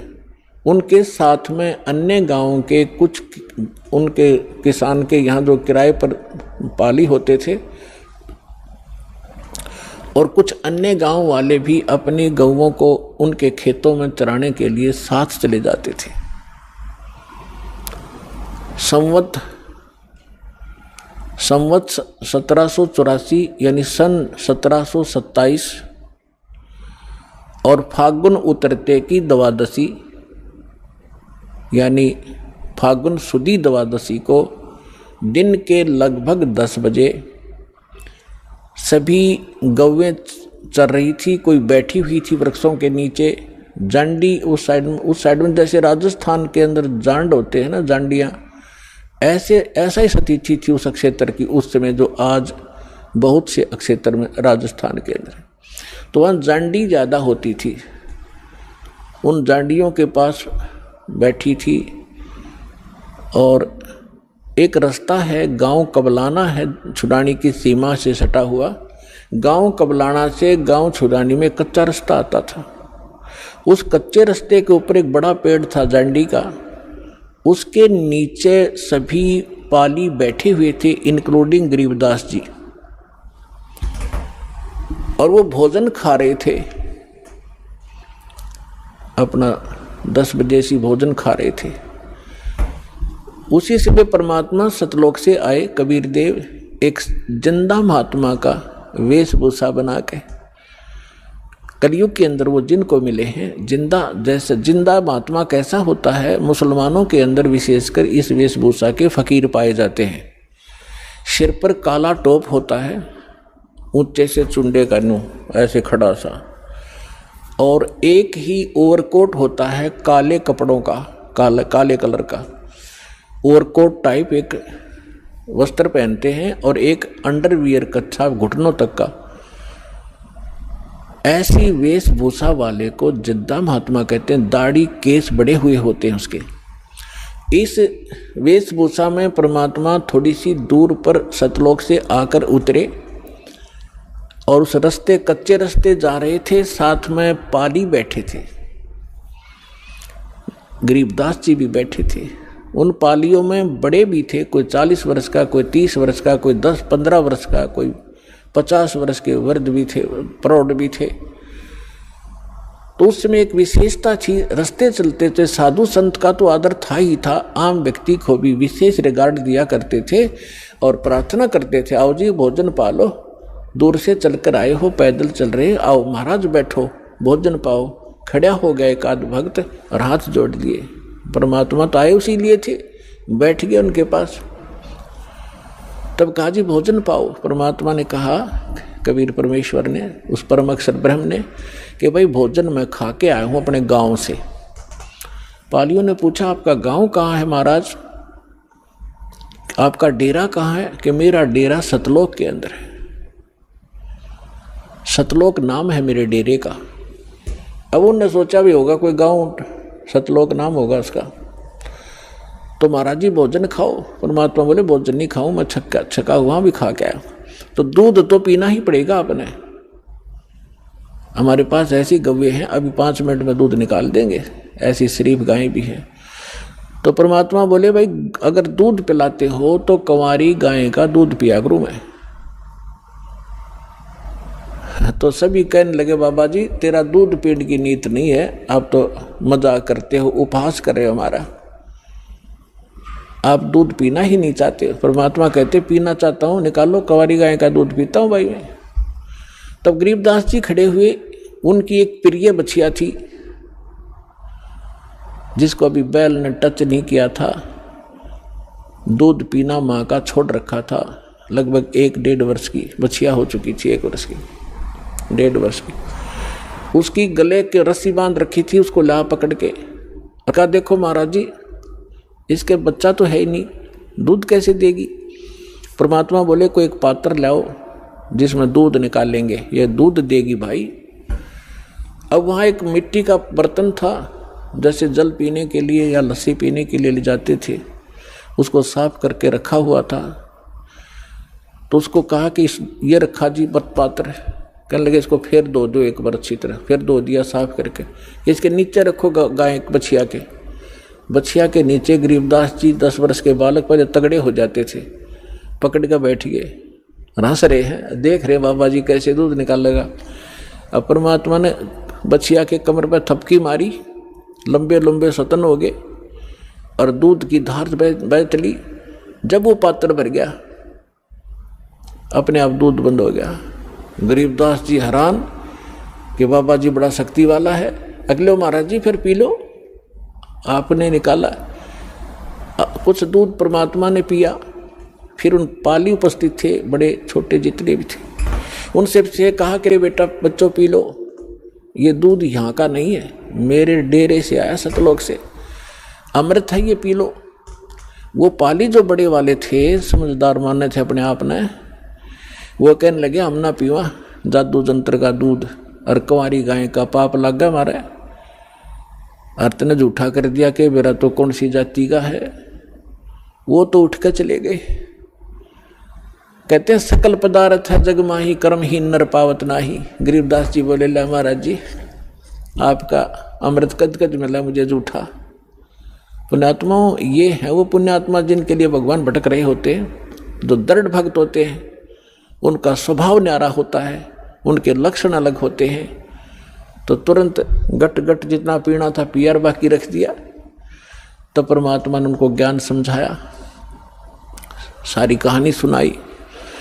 तो परमात्मा से कहा बच्चे ने कि भगवान आप ऐसा स्थान बताते हो, क्योंकि वहाँ तो सारा दुख ही दुख होता था, जैसे राजस्थान रेगिस्तान है ऐसे ही वह क्षेत्र था, ना कोई नहर का साधन था उस समय, दुख थे वहाँ पर, कभी सूखा गिर जाता था। तो परमात्मा ने बताया कि मेरा जो डेरा है बेटा, वहाँ पर ऐसे दूध की नदी बहती है, घी के स्रोर हैं, और वहाँ पर काजू, किस्मत, सेब, संतरे सदा बाहर वृक्ष हैं, वहाँ कोई अभाव नहीं है, बहुत सुंदर लोक है। अब बालक था, प्रबल इच्छा हुई कि भगवान क्या वो लोग मैं देख सकता हूँ? परमात्मा बोले ऐसे नहीं देख सकते, पहले आपने मंत्र लेना पड़ेगा, मेरा शिष्य बनना पड़ेगा, तभी उसमें आप प्रवेश कर सकते हो। बोले जी बना लो, क्यों कैसे बनाओगे? जैसे परमात्मा ने प्रथम मंत्र दिया और कहा बेटा अभी तेरे को सतलोक ले चलता हूँ, अपना डेरा दिखा के लाता हूँ। उस आत्मा को निकाला, ऊपर ले गए, ब्रह्मा विष्णु महेश के लोक दिखाए, धर्मराज का लोक दिखाया जहाँ बैठकर वो सबका न्याय करता है।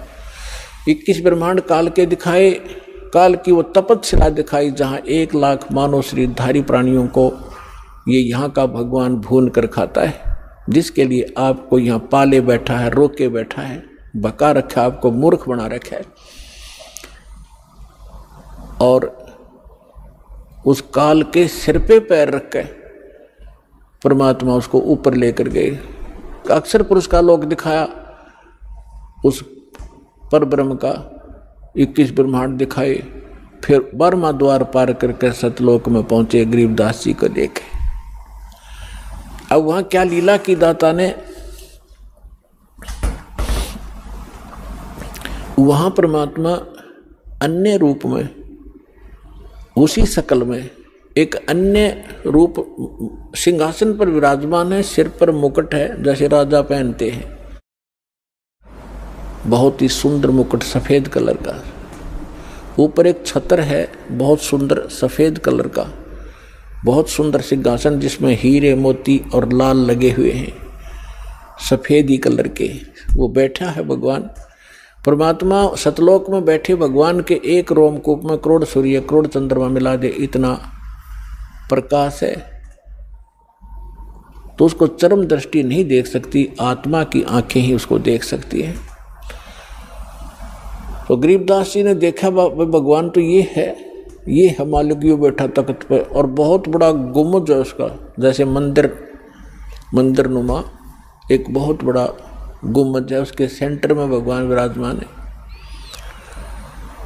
अब नीचे से जो जिंदा महात्मा के रूप में परमेश्वर कबीर जी गए थे उनके साथ, वो वहां जाकर चमर उठा के और सिंहासन पर बैठे भगवान पर चवर करने लगे। गरीबदास जी ने सोचा कि भगवान तो ये है, ये बाबा जी इसका कोई नौकर सेवादार, कोई इनका चेला चला होगा। इतना सोच ही रहा था, तभी वो तेजो में शरीर वाले भगवान खड़े हुए, सिंहासन छोड़ दिया और करबद्ध होकर कहा भगवान ग्रहण करो अपना सिंहासन, आपकी अब्सेंस के में आप मुझे यहाँ बैठा कर गए थे। कबीर साहब उस पर विराजमान हुए और वो तेजो में शरीर उठाकर चवर करने लगा, जैसे शिष्य करते हैं गुरु जी पे, ऐसे गरीबदास जी ने सोचा रे यो भगवान अर्चवर करे इस पे बाबा जी पे। इतने में क्या हुआ कि वो तेजो में शरीर नीचे से गए जिंदा महात्मा के शरीर में समा गया और चवर अपने आप घूम रहा ऊपर। इस लीला को देखने के बाद परमात्मा ने सारी कथा सुनाई, भाई मैं भगवान हूँ। गरीबदास मैं काशी में रहा 120 वर्ष, मेरा धाणक कबीर नाम था, मैं धाणक रूप में रहा करता था, जुलाहा का काम करता था। सारी सृष्टि को मैंने ज्ञान देने की चेष्टा की, लेकिन उन नकली लोगों ने अपनी चलने नहीं दी और सभी बच्चे अशिक्षित हैं। गरीबदास जी ने कहा कि भगवान मुझे यहीं रख लो, मैं नहीं जाऊँ उस गंदे लोक में। परमात्मा ने कहा बेटा जाना पड़ेगा, तेरे भाई बहन हैं, उनको कौन बताएगा मेरी महिमा, मेरा गवाह कौन बनेगा, तो गवाह बन, मैं तेरे साथ रहूँगा, कोई आपत्ति बेटा तेरे प्राण नहीं दूंगा, तू मंत्र करता रह। यानी इस प्रोसेस में, इस सारे घटना चक्कर में काफ़ी समय बीत गया। उधर से जो पाली थे वो तो छोड़कर चले गए थे, उसको काफ़ी दूर चले गए। 2, 3, 4 घंटों के बाद, 5 घंटे के बाद उन्होंने देखा, उनको तब तक ध्यान नहीं आने दिया परमात्मा ने। उन्होंने कहा रहा वो लड़की का लड़का कहाँ है, उसको उसका नंबर आ गया गाय घेरण का। पाली क्या करते थे, अपना समय टर्न लगाते थे कि 2 घंटे तू पशुओं के साथ खड़ा होगा, हम लेटेंगे वृक्ष के नीचे। तो उसका जब नंबर आया उसको खोजा, कह रहे वो कहाँ गया? उन्होंने कहा तो बाबा जी के पास बैठा रह गया था। लाओ उसको बुला के। 2 जने बुलाने गए, वो शरीर ऐसे बैठा है आराम से, और वो आवाज लगा रहे हैं, अरे गरीबदास नाम था महापुरुष का। गाँवों में नाम बिगाड़ दिया करें, गरीबू कहा करते, गरीबू। कहने लगे ओ गरीबू आ जा, तेरा नंबर आ गया, गाय घेर ले। निकट से आके कहने लगे ओ भगत जी खड़ा हो ले। उन्हें सोचा समाधि लाए बैठे हो, और वो बैठा शरीर टिका था उसका, पकड़ के हिलाया, कहते गए भगत जी खड़ा हो। वो गिर गए तो आंखें खुली हुई, सांस नहीं, वो तक एकदम अक्का बक्का रह गए। आवाज लगाई दूसरे साथियों को कि गरीबू मर गया, भागो। उन्होंने कहा जाओ गांव में बताओ, सारी कथा सुनाना कि एक बाबा जी ने जंतर मंत्र का दूध पिला दिया जिससे मर गया हो। अब गांव में भागे गए। माता पिता का इकलौता पुत्र, वो भी 12 वर्ष शादी के बाद हुआ था, विवाह के उपरांत, और उसकी मृत्यु सुनकर दोनों अचेत हो गए, बेहोश हो गए, चक्कर खा के गिर गए। फिर गांव के अन्य लोग, उनके नाना जी साथ और भी बहुत से, जिसने भी सुना वही चल दिया गांव खेतों की तरफ। वहां से बच्चे का शव उठाकर लाए, शाम होगी, चिता पर रख दिया अंतिम संस्कार करने के लिए। तब परमात्मा ने कहा बेटा जल्दी जा, ना वो खराब कर देंगे तेरे शरीर को। गरीबदास जी को सब कुछ दिखाया, वहां से सारा दिखाई देता है। यहाँ पर चाहे चीटी देख ले चालती, वहां ऐसी दिव्य दृष्टि मिलती है। गरीबदास जी तुरंत छोड़ दिए, जा बेटा स्पीड से। 1 सेकंड के भी कुछ अंश में आत्मा में प्रवेश कर दिया गरीबदास साहिब जी को। ऐसे जब चिता पर बैठे हुए थे, उनका जैसे बांध कर ले जाते हैं ना, उस अर्थी के ऊपर रस बांध लेते हैं, रस्सा कहीं गिर ना जा रास्ते में, वो न्यो का न्यो रखा ही था। इतने में उठ गए और वो बंधन अपने आप टूट गए, खुल गए। और खड़ा होकर 10 वर्ष का बालक देखता है तो वह कहाँ गया, जैसे सरप्राइज सा होता उसको। उसकी भाषा बदल गई, उसका विचार बदल गए, बुजुर्गों जैसी बातें करने लग गया और ये बानी सुनाने लग गया। अब जिससे भी बात करे ये अमर बाणी बोल कर बात करे। गांव वाले इस वाणी से परिचित नहीं थे और अपने आप बोलते रहते थे, कहीं खड़े होकर के बच्चों में बैठ जाते, बच्चों में यही कहानी सुनाने लग जाते। अलल पंख अनुराग है सुन मंडल रथीर, दास गरीब उधारिया सतगुरु मिले कबीर। तो सारा गांव उसको कहने लगे लड़का पागल हो गया, एंड बैंड बोल रहा है, इसकी भाषा समझ में नहीं आती, पागल हो गया, मेंटल हो गया। उसको पागल कहने लगे। गांव में बावलिया कहते हैं, बौड़ा, उसको बावड़िया कहने लगे।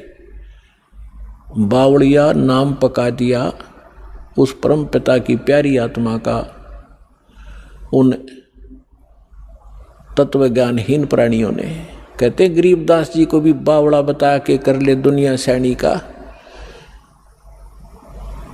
अब तो उन्होंने ये संतोष हुआ माता पिता को और गांव वालों को कि भी कोई बात नहीं, पागल तो हो ही गया यूं, फिर भी इसकी माता या लड़की अपने इस पागल ने देख के इसके साथ अपना जीवन संतोष कर लेगी या मरे नहींगी इसके वियोग में।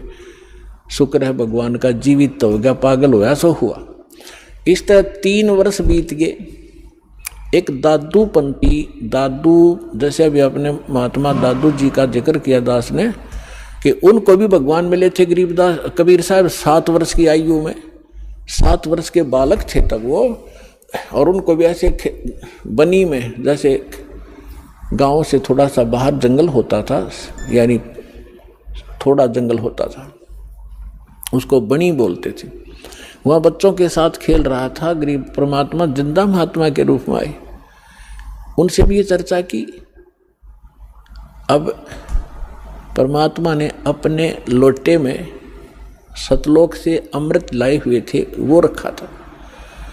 तो बात चलते चलते ज्ञान सुनाने लगे, बच्चे बड़े इंटरेस्ट से सुनने लगे।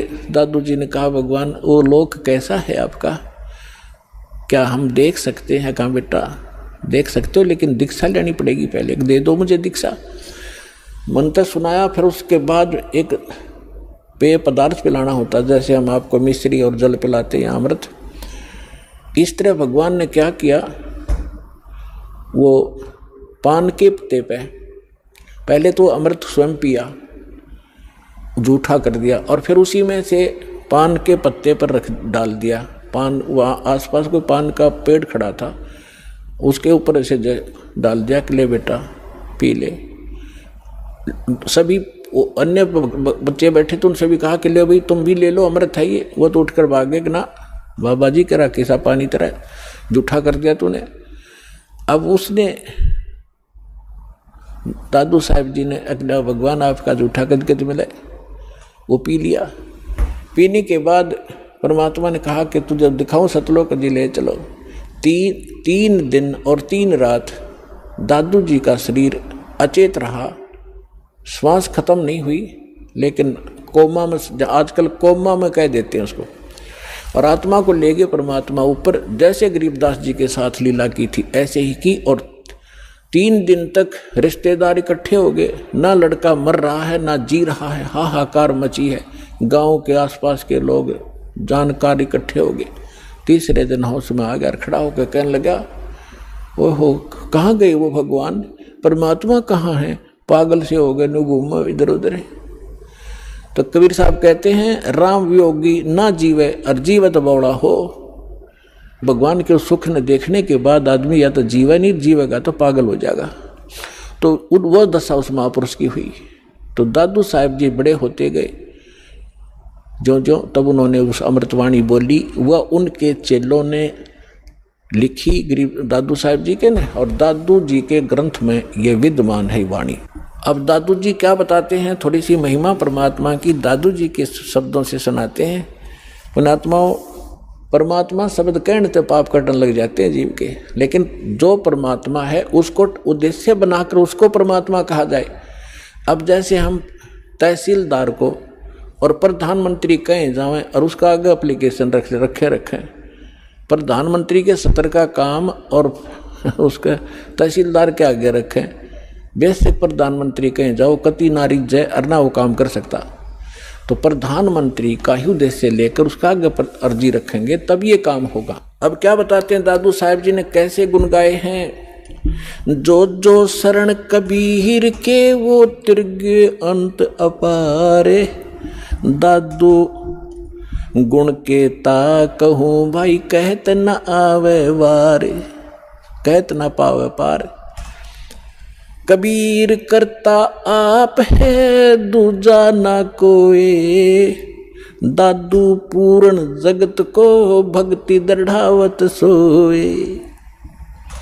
ठिका पूरा होए जब सब कोई तुझे शरीर, दादू काल पकड़े नहीं जपे जो नाम कबीर। आदमी की आयु घटे तब जम घेरे आए, स्मरण किया कबीर का दादू लिया बचाए। मेट दिए अपराध सब आए मिले छन माही, दादू संग ले गए कबीर चरण की छाई। सेवक देव निज चरण का दादू अपना जान, भृंगी सत कबीर ने कीन्या आप समान। दादू अंतर्गत सदा छन छन सुमरण ध्यान, वारू नाम कबीर पर पल पल मेरे प्राण। सुन सुन साख कबीर की यू काल नवावे माथ, धन धन तीनों लोक में दादू जोड़े हाथ। केरी नाम कबीर का विखम काल गजराज, दादू भजन प्रताप से ये भाग्य सुनत आवाज। पल एक नाम कबीर का दादू मन चितलाए, अस्थि के असवार को ये स्वान काल ना खाए। सुमरत नाम कबीर का कटे काल की पीर, दादू दिन दिन ऊंचा होए फिर परमानंद सुख सीर। दादू नाम कबीर की जय कोई लेवे ओटे, तिनको कभू लागे नहीं ये काल बजर की चोटे। और संत सब कूपे हैं केते झरीता नीर, दादू अगम अपार है ये दरिया सत कबीर। अब ही तेरी सब मिटे ये जन्म मरण की पीर, श्वास उश्वास सोमर ले दादू नाम कबीर। कोई सरगुण में रीझ रहा कोई निर्गुण ठहरावे, दादू गति कबीर की ही मोह से कही ना जावे। दादू नाम कबीर का सुन के कांपे काले, नाम भरोसे जो चले होए नवा का वाले। जिनमो को निज नाम दिया सोए सतगुर हमारे, दादू दूसरा कोई नहीं ये कबीर सिरजनहारे। अब क्या बताया दादू जी ने, क्योंकि गरीबदास जी की महिमा चल रही है, थोड़ा सा इसलिए हिंट देना पड़ा, इसका आगे लिंक है इससे। दादू साहब जी क्या कहते हैं कि सुन सुन साख कबीर की, साख माने महिमा, परमात्मा की सामर्थ्य है। सुन सुनने से जैसे परमात्मा की महिमा जहाँ चलती है तो काल भी माथा रगड़े क्यों तो समर्थ है। यो काल यहाँ का भगवान जो है, जो भगवान की महिमा कहीं होती है, सच्चाई उसकी सत्य महिमा सुनाई जाती है तो काल भी नाक रगड़े मत्था टेकता है कि हाँ भगवान तो समर्थ ही है, वो कबीर तो पूर्ण परमात्मा है। तो सुन सुन साख कबीर की, काल नेवावे माथ झुकावे माथा, और धन हो तीनों लोक में दादू जोड़े हाथ। फिर देखो कैसी तुलना की है, केरी नाम कबीर का और विखम काल गजराज, दादू भजन प्रताप से यू भाग्य सुनत आवाज। अब 21 ब्रह्मांड का स्वामी है। श्रीमद् भगवत गीता अध्याय नंबर 15 के श्लोक नंबर 18 में गीता ज्ञानदाता ये ब्रह्म है, काल है। ये खुद कहता है कि मेरे अंतर्गत जितने भी प्राणी हैं उनसे मैं उत्तम हूँ, श्रेष्ठ हूँ, उनसे तगड़ा हूँ मैं, इसलिए मैं लोक वेद के आधार से पुरुषोत्तम प्रसिद्ध हो रहा हूँ मैं। क्योंकि जितने भी इसके अंतर्गत प्राणी हैं काल के, ये इन तगड़ा है। ये 1000 कला का, ब्रह्मा विष्णु महेश, ये विष्णु जी 16 कला के, और ये 4 भुजा का, वो 1000 भुजा का। यानी इनमें यहाँ के प्राणियों में ब्रह्मा विष्णु महेश हमसे सबसे तगड़े शक्तिशाली है, इनसे भी वो कई गुना शक्तिशाली है। तो ये कोई छोटी शक्ति नहीं है, कहने का भाव ये है। तो यहाँ दादू जी कहना चाहते हैं कि केरी नाम कबीर का, केरी मन बब्बर शेर, और बब्बर शेर कहीं धाड़ मारता हो और हाथी आसपास घूम रहा हो, हाथी इतना भयभीत हो जाता है, लीद कर देता, वो टट्टी कर देता, एकदम इतना डर जाता है, भाजगन की सोचा कि इधर से जान बचे मेरी। तो यहाँ कहने का भाव यह है कि हाथी कोई छोटा प्राणी नहीं है, आम प्राणियों से तगड़ा है, लेकिन उस बब्बर शेर के सामने वो भी फेल है, उसके सामने उसकी कोई अस्तित्व नहीं है। तो यहाँ क्या बताना चाहते दादू साहब जी, ये बताना चाहते हैं कि केरी नाम कबीर है, परमात्मा का जो सत्य मंत्र है। और कबीर साहब को ऐसा समझो जैसे बब्बर शेर हो, और ये काल भी छोटा नहीं है, विषम काल गजराज, गजराज माने हाथियों का राजा, हाथियों में भी तगड़ा हाथी समझ लो।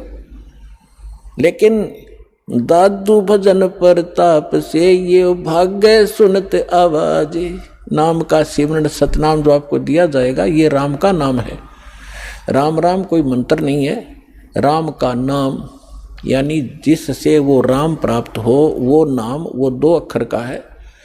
सतनाम जिसमें को मंत्र है, एक आपको गुप्त है वो तत्शब्द वो दिया जाता है। आगे क्या बताते हैं,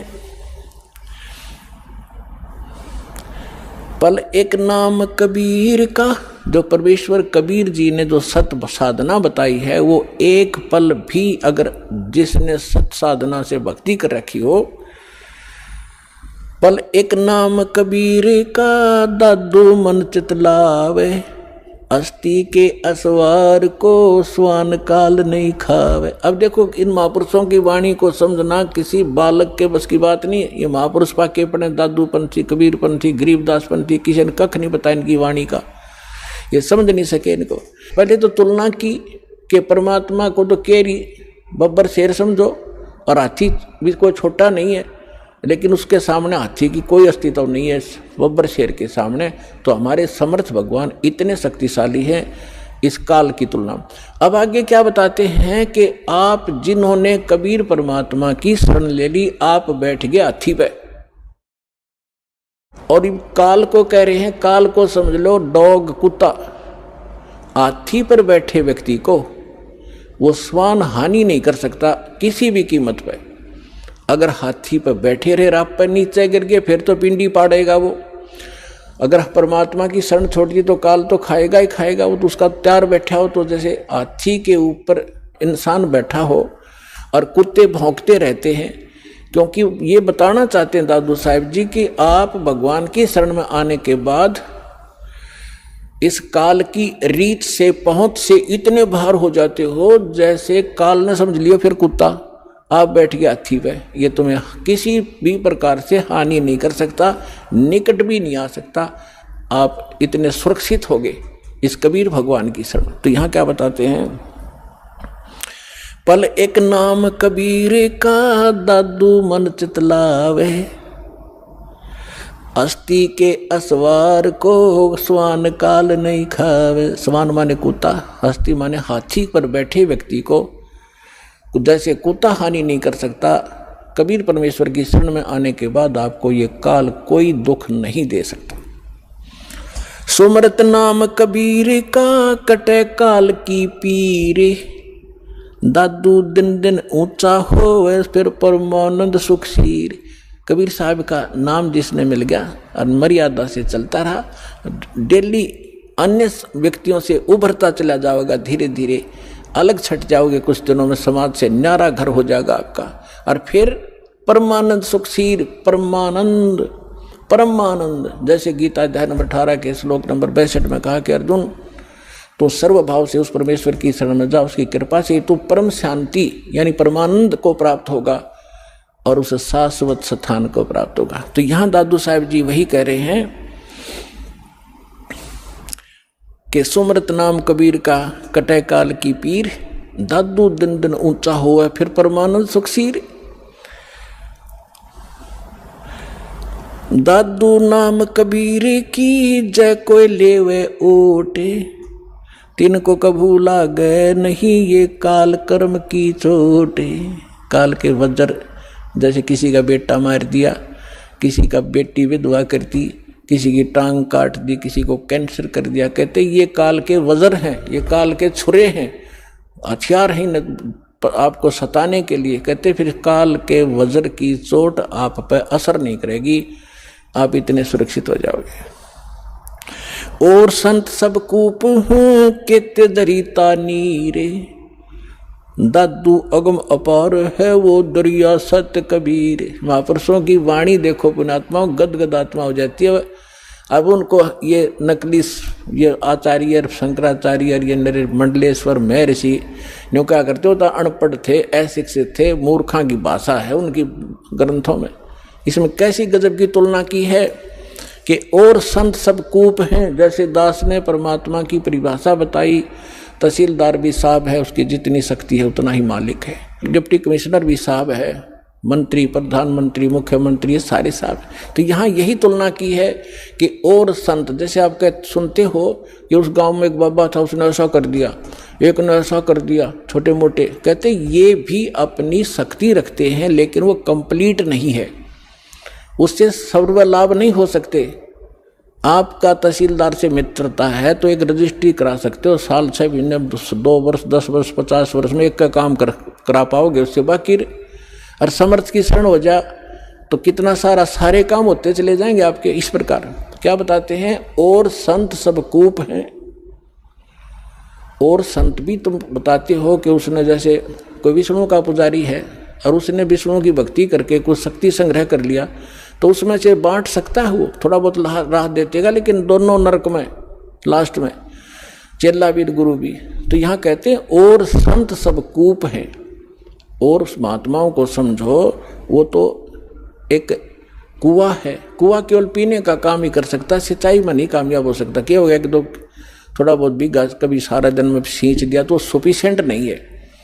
और के तेज रीता नीर, यानी कोई झरने से बह रहा थोड़ा मोटा नाला है, वो भी कंप्लीट राहत नहीं दे सकता उस क्षेत्र को। अब यहाँ बताना चाहते हैं दादू साहब जी कि दादू अगम अपार है, वो दरिया सत कबीर, दरिया है नदी जिसके अंदर पानी का कोई था ही नहीं, उसमें कुएं भी बना लो, नाले भी निकाल लो, नहर भी निकाल लो, नहा भी लो, धो भी लो, सिंचाई भी कर लो, फिर भी फालतू पानी रहे। तो ऐसे समर्थता बताई है कबीर भगवान की, परमेश्वर की, आदरणीय दादू साहिब जी ने। और संत सब कूपे हैं केते झरीता नीर, दादू अगम अपारे है वो दरिया सत्य कबीर। फिर क्या बताते हैं, अब ही तेरी सब मिटाइए जन्म मरण की पीर, श्वास उश्वास सुमर ले दादू नाम कबीर। ये कबीर नहीं सुमरना, वो सतनाम है जो आपको दिया जाता है, फिर सार नाम दिया जाएगा। इसका श्वास उस जो कबीर जी का जो मंत्र है वो सिमरण करना है। श्वास उश्वास से सुमर ले दादू नाम कबीर,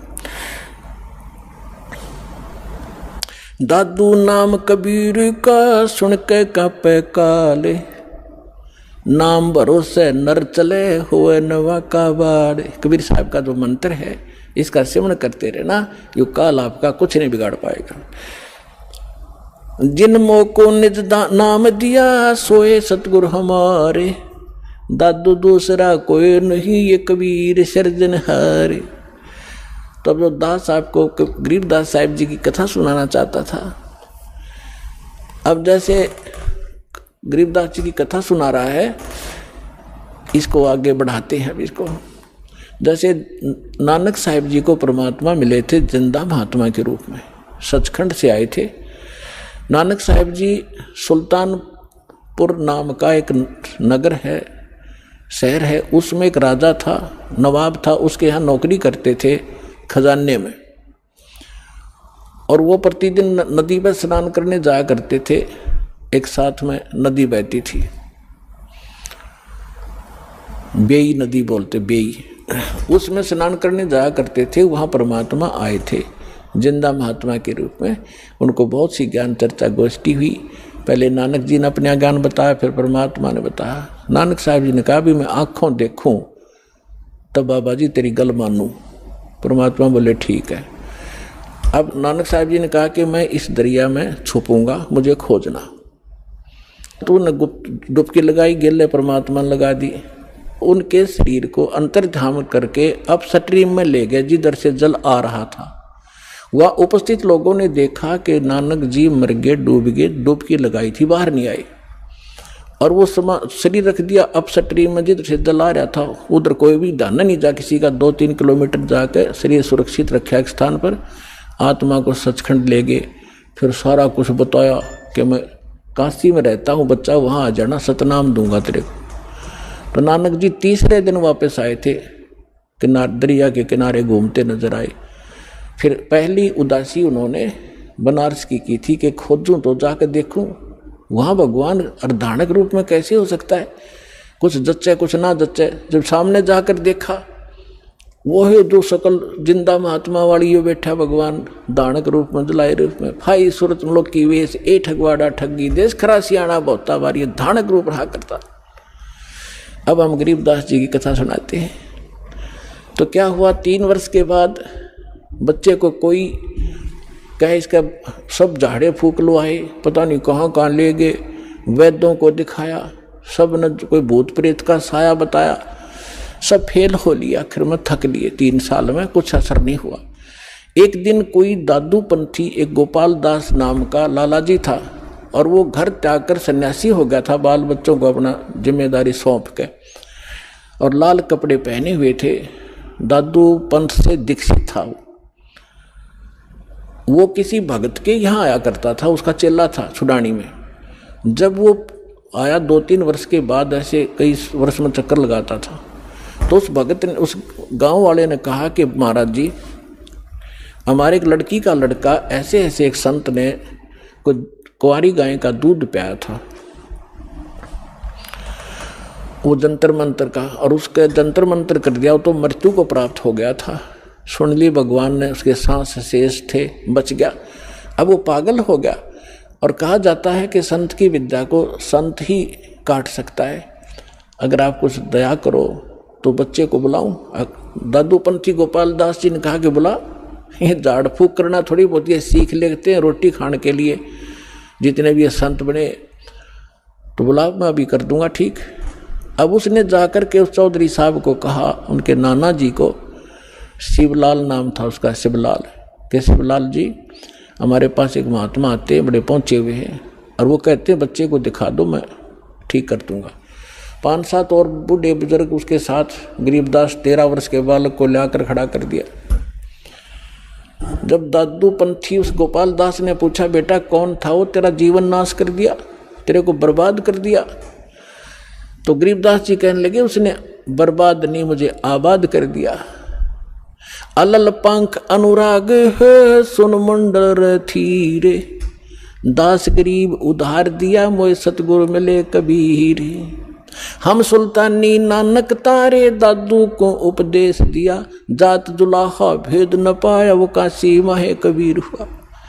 जब ये वाणी दादू उस परमेश्वर के प्यारी आत्मा गरीबदास जी ने बोली, उस 62 साल का महात्मा था, 62-65 साल का दादू पंथी गोपाल दास, उसका शरीर आंख भर आई उसकी, और रोंग रोंग खड़े हो गए कि इतनी प्यारी भाषा बोल रहा है इसने, बौड़ा बताओ दुनिया, अरे तेरा गजब भैया। तब उस काफ़ी आध घंटे तक गरीबदास जी वो वाणी बोलते रहे, जो भगवान से परिचित होकर के उन्होंने गैबी ख्याल विशाल सतगुरु अचल दिगंबर थी रहे दास, ये सारा कुछ बोला। तब वो 62-65 साल का आदमी खड़ा हो गया, महात्मा जिसके वो लोग पूजा कर रहे थे, हाथ जोड़कर कहने लगे, महाराज जी अब वाणी लिखवा दो सारी की सारी, जीवों का उद्धार होगा कलयुग में। परमात्मा को गरीबदास जी यही चाहते थे कि किसी तरह लखनियाँ मिल रहे बने, लेकिन यू कल भाग जाएगा 2 दिन, थोड़ी बहुत लिख के मैंने तो बहुत कुछ लिखवाना है। उसको दर्द करने के लिए उठ चल पड़े गरीबदास जी, उससे बात नहीं की। फिर अब उन लोगों ने सोचा कि 65 साल का आदमी एक 13 साल के बालक का घात जोड़ बैठा।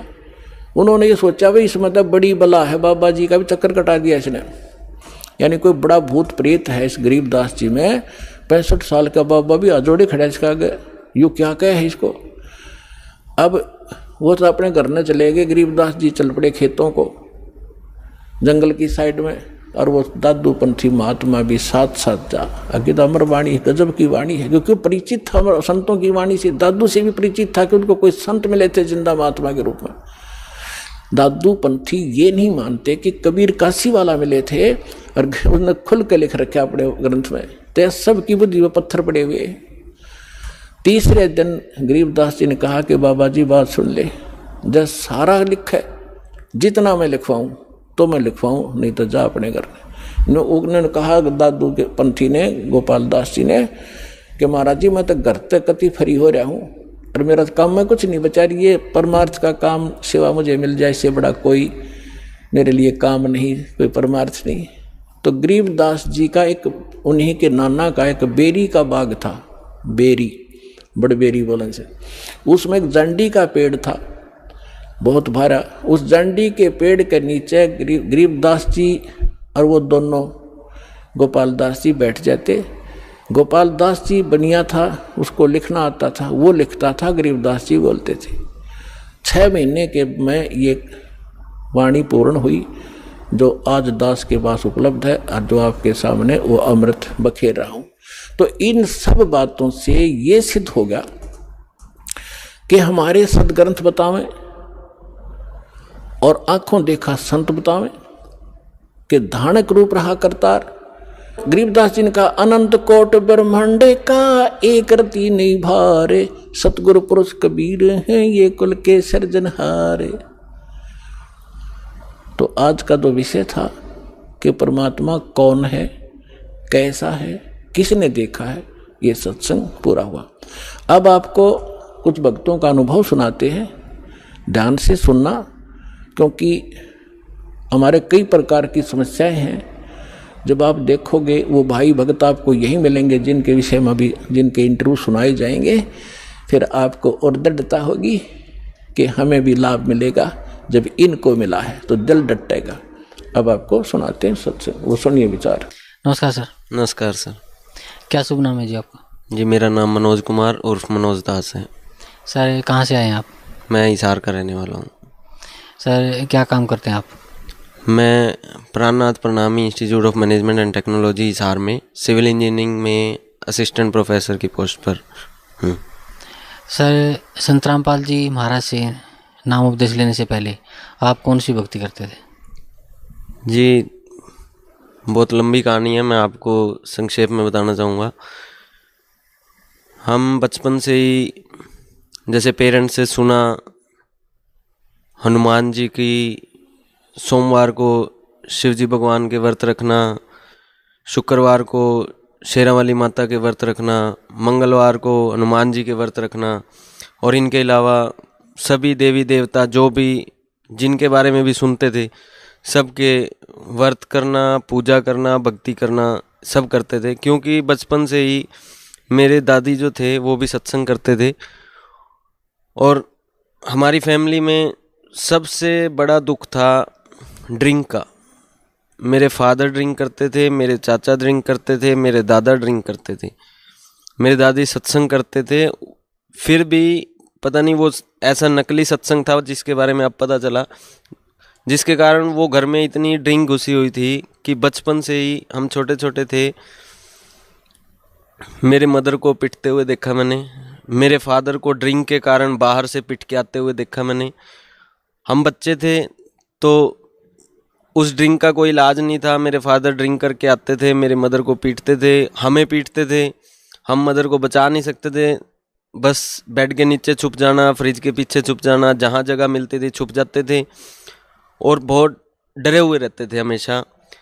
तो मेरी मदर से यही सुना था, क्योंकि वो दुखी रहते थे तो परमात्मा के आगे हाथ जोड़ के यही प्रार्थना करते थे कि मेरे फादर की ड्रिंक छूट जाए। उन्होंने भी जब से शादी होके वो घर आए थे तब से ही वो ड्रिंक देखी थी। तो हमें वही यही सिखाते थे कि भक्ति करो, भगवान की भक्ति करो, उससे सुख मिलेंगे। हम भी यही सोचते थे कि शायद कोई दिन ऐसा आएगा जिस दिन परमात्मा की भक्ति से वो सुख मिलेगा। तो ये सारी भक्ति करते थे।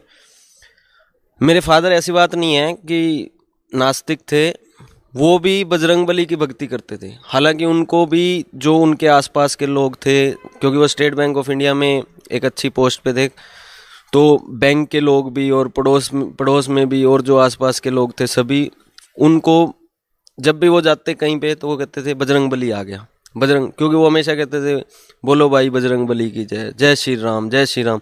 और आरएसएस से भी जुड़े हुए थे, राष्ट्रीय स्वयंसेवक संघ से, तो वहाँ पे भी यही सुना था जय श्री राम, जय श्री राम। तो वो भी एक भगत आदमी थे। उन्होंने 40 वर्ष तक मंगलवार का व्रत नहीं छोड़ा। हर वर्ष वैसाखी पे हरिद्वार जाते थे, वहाँ से अपना गंजे होके आते थे। हर वर्ष वैष्णो देवी जाते थे, हमें भी लेके गए वैष्णो देवी, हमेशा लेके जाते थे। 1 साल बाद या 2 साल बाद वैष्णो देवी लेके जाते थे, वैसाखी पे हरिद्वार लेके जाते थे। और भी जहाँ पे उनको मतलब ये लगता था कि कोई भगवान टाइप की चीज़ है, भक्ति नाम की चीज़ है, तो वो भी जाते थे। लेकिन ड्रिंक जो थी उसके कारण उन्होंने घर को बर्बाद कर रखा था, खुद को बर्बाद कर रखा था, हमें बर्बाद कर रखा था। तो उस डर से, ड्रिंक के डर से भक्ति में हम भी लीन थे। तो उसके बाद 1994 की बात है, हमारे एक पड़ोस से एक अंकल थे, वो राधा स्वामी डेरा ब्यास से नाम लिया हुआ था उन्होंने। तो वहाँ से नाम लेने के बाद उन्होंने मेरे फादर को बताया, तो वो कुछ एक संडे के सत्संग थे, वहाँ जाने लगे उनके साथ। तो 1 जून का भंडारा होता है वहाँ, छुट्टियाँ हुई थी हमारी स्कूल की। तो मेरे फादर को कहा चलो, तो मेरे फादर हम सबको लेके राधा स्वामी ब्यास डेरा ब्यास चले गए। तो नाम की पर्ची भी मिल गई उन्हें, नाम भी मिल गया उन्हें। वहाँ पे ये रूल थे कि ड्रिंक नहीं करनी, बीड़ी सिगरेट वगैरह नहीं पीना, जैसा वो बताते थे नाम देने से पहले। तो हमने भी सुना था, उन अंकल से सुना था। तो नाम जब मेरे फादर ने ले लिया, मेरे मदर ने भी ले लिया, तो बड़ी खुशी हुई। हमने राधा स्वामी डेरा ब्यास में जो बाबा जी थे उनके बड़े शुक्रगुजार हुए हम कि मेरे फादर की ड्रिंक छूट गई, और छोड़ भी दी उन्होंने। 20 दिन हमारे बड़ी खुशी से निकले। डेली शाम जब हो जाती थी, जब मेरे फादर सूफी घर आ जाते थे विदाउट ड्रिंक, तो रोज़ हम राधा स्वामी के आगे हाथ जोड़ के, बाबा जी के आगे बड़े खुश होते थे कि ये परमात्मा बड़ी दया हुई। 20वें दिन हमारा वो सपना भी टूट गया। मेरे फादर फिर से ड्रिंक करके आए, हालांकि थोड़ी लिमिट में करके आए, कम थी, जिससे कि हमें अंदाज़ा हुआ लेकिन पक्का नहीं हुआ, कंफर्म नहीं हुआ। 21वें दिन तो वो फिर से उसी स्टेट में आ चुके थे जिसमें राधा स्वामी डेरा ब्यास जाने से पहले थे। हमारा एक सपना दोबारा से वो टूट गया, फिर वो दुख के दिन फिर से स्टार्ट हो गए। लेकिन ठीक है, परमात्मा से जुड़े हुए थे, वो शायद पिछली भक्ति थी जिसके कारण परमात्मा के आगे फिर भी हम डेली हाथ जोड़ते थे कि परमात्मा जैसे भी हो दया करना। वो चलता रहा, ड्रिंक करते रहे। बच्चे थे 94 में, तो बहुत छोटी उम्र थी, लेकिन दुख देखे हुए थे, इसलिए शायद वो उम्र भी थोड़ी सी बड़ी हो गई थी, परमात्मा की तरफ भी ध्यान हो गया था।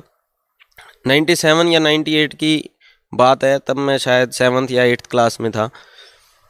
हिसार में आसाराम जी बापू का सत्संग हुआ, पुलिस लाइन एरिया में। फर्स्ट टाइम आए थे आसाराम जी बापू। उनका सत्संग सुना, बड़ा अच्छा लगा। बड़ी मधुर धुन में वो जो गाते थे, हरि ओम ओम ओम हरि ओम, इस टाइप से बड़े अच्छी उनकी धुनें थी। उसको सुन के मेरे अंदर, और नाम का, क्योंकि राधा स्वामी ब्यास से सुना ही हुआ था, बड़ी अच्छी महिमा सुनी हुई थी नामदान की, लेकिन हमें वहाँ से नहीं मिल सकता था क्योंकि बच्चे थे, और वहाँ 26 ईयर्स की एज के बाद ही मिलता है। तो वहाँ शाम को जब उनका सत्संग हुआ, उसके बाद वहाँ अनाउंसमेंट हुई कि कल मॉर्निंग में 6:30 बजे बच्चों को सरस्वती मंत्र दिया जाएगा, नामदान दिया जाएगा बच्चों का। तो मुझे बड़ा लालसा हुई, बड़ी खुशी हुई कि नामदान मिलेगा।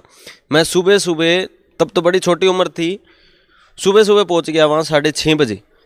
वहाँ पहुंचा तो एक बहुत बड़ा टेंट लगा हुआ था। टेंट के बाहर मैंने पूछा भाई कहाँ है एंट्री, तो एक लास्ट में पीछे जाके एक एंट्री थी, उस एंट्री से मैं जाने लगा तो वहाँ एक सेवादार खड़ा था उनका। बोले हाँ जी। तो मैंने कहा जी सरस्वती मंत्र के लिए आया हूँ, सरस्वती मंत्र लेना है। बोले एक काम करो, उधर पंडाल है, वहाँ एक थोड़ी दुकानों के पंडाल लगे हुए थे। बोले उधर पंडाल में जाके एक सामान मिल रहा है, वो सामान लेके आ जाओ। तो मैं भागा भागा गया वहाँ सामान लेने के लिए। तो वहाँ सामान लेने पहुँचा तो वहाँ उन्होंने, जो दुकानदार थे, उन्होंने बताया भाई 150 रुपये का सामान है। बच्चे थे, 7th 8th में थे, घर से मुश्किल से 1 रुपया भी कभी मिला तो 6 महीने में 1 रुपया मिल जाता था। 150 रुपये का कहाँ से जुगाड़ होता। मन महसूस के घर वापस आ गया। वहाँ से एक आशा टूट गई नामदान मिलने की। चलते रहे, जैसे भी था भगवान की भक्ति जैसी भी थी करते रहे। 2003 में उस ड्रिंक के कारण मेरे फादर को स्टेट बैंक ऑफ इंडिया की सर्विसेज से रिमूव कर दिया गया। मतलब आप सोच सकते हो कि एक गवर्नमेंट जॉब से एक गवर्नमेंट एम्प्लॉय को निकालना कितना मुश्किल है।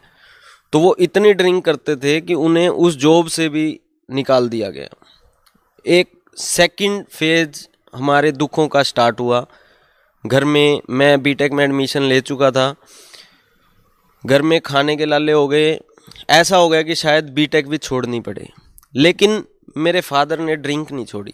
2003 से 2006 तक मेरी बीटेक चलनी थी। मेरी मदर ने अपना सोना गिरवी रख के, और जैसे भी उन्होंने थोड़ी बहुत सेविंग करते थे, कोई 50 रुपये, कोई 5 रुपये कहीं से बचा बचू के मेरी बीटेक कंप्लीट करवाई। अदरवाइज मेरे को तो एक बार ये भी हो गया था कि शायद बीटेक छोड़नी पड़ेगी। 2006 में मेरी बीटेक कंप्लीट हुई। जॉब का एक छोटा सा जुगाड़ हुआ, लेकिन वहाँ पे मेरा एक एक्सीडेंट हो गया साइट पे, जिसके कारण मेरे यहाँ डिसलोकेट हो गया था शोल्डर, और मुझे वो जॉब छोड़ के भी घर वापस आना पड़ा। तो वो दुख का 3rd फेज था। लेकिन मेरे फादर की ड्रिंक की इतनी लत थी, गंदी लत थी, कि वो जॉब छोड़ने के बाद, उनकी जॉब से निकालने के बाद भी उन्होंने 2003 से 2007 तक ड्रिंक नहीं छोड़ी। जैसे काल ने कहा था, 12 पंथ करूं मैं साजा और नाम तुम्हारा ले करूं आवाजा, 12 पंथ चालू करूंगा तेरे नाम तय, परमेश्वर से कहा था। और 12 पंथ नाम जो ले ही, सो मेरे मुख में आन समोई, और अनेक पंथ चलाऊं, उनसे न्यारे ये राधा स्वामी, धन धन सतगुरु, जय गुरुदेव, और ये ठाकुर जी, दनोद वाला ताराचंद, ये और अनेक पंथों में से हैं। और अनेक पंथ चलाऊं या के बाद 1990 जैसे उन्होंने खुशी हुई कि नामदान मिलेगा। मैं सुबह सुबह, तब तो बड़ी छोटी उम्र थी, सुबह सुबह पहुंच गया वहाँ 6:30 बजे। वहाँ पहुंचा तो एक बहुत बड़ा टेंट लगा हुआ था। टेंट के बाहर मैंने पूछा भाई कहाँ है एंट्री, तो एक लास्ट में पीछे जाके एक एंट्री थी। उस एंट्री से मैं जाने लगा तो वहाँ एक सेवादार खड़ा था उनका। बोले हाँ जी। तो मैंने कहा जी सरस्वती मंत्र के लिए आया हूँ, सरस्वती मंत्र लेना है। बोले एक काम करो, उधर पंडाल है, वहाँ एक थोड़ी दुकानों के पंडाल लगे हुए थे। बोले उधर पंडाल में जाके एक सामान मिल रहा है, वो सामान लेके आ जाओ। तो मैं भागा भागा गया वहाँ सामान लेने के लिए। तो वहाँ सामान लेने पहुँचा तो वहाँ उन्होंने, जो दुकानदार थे, उन्होंने बताया भाई 150 रुपये का सामान है। बच्चे थे, 7th 8th में थे, घर से मुश्किल से 1 रुपया भी कभी मिला तो 6 महीने में 1 रुपया मिल जाता था। 150 रुपये का कहाँ से जुगाड़ होता। मन मसोस के घर वापस आ गया। वहाँ से एक आशा टूट गई नामदान मिलने की। चलते रहे, जैसे भी था भगवान की भक्ति जैसी भी थी करते रहे।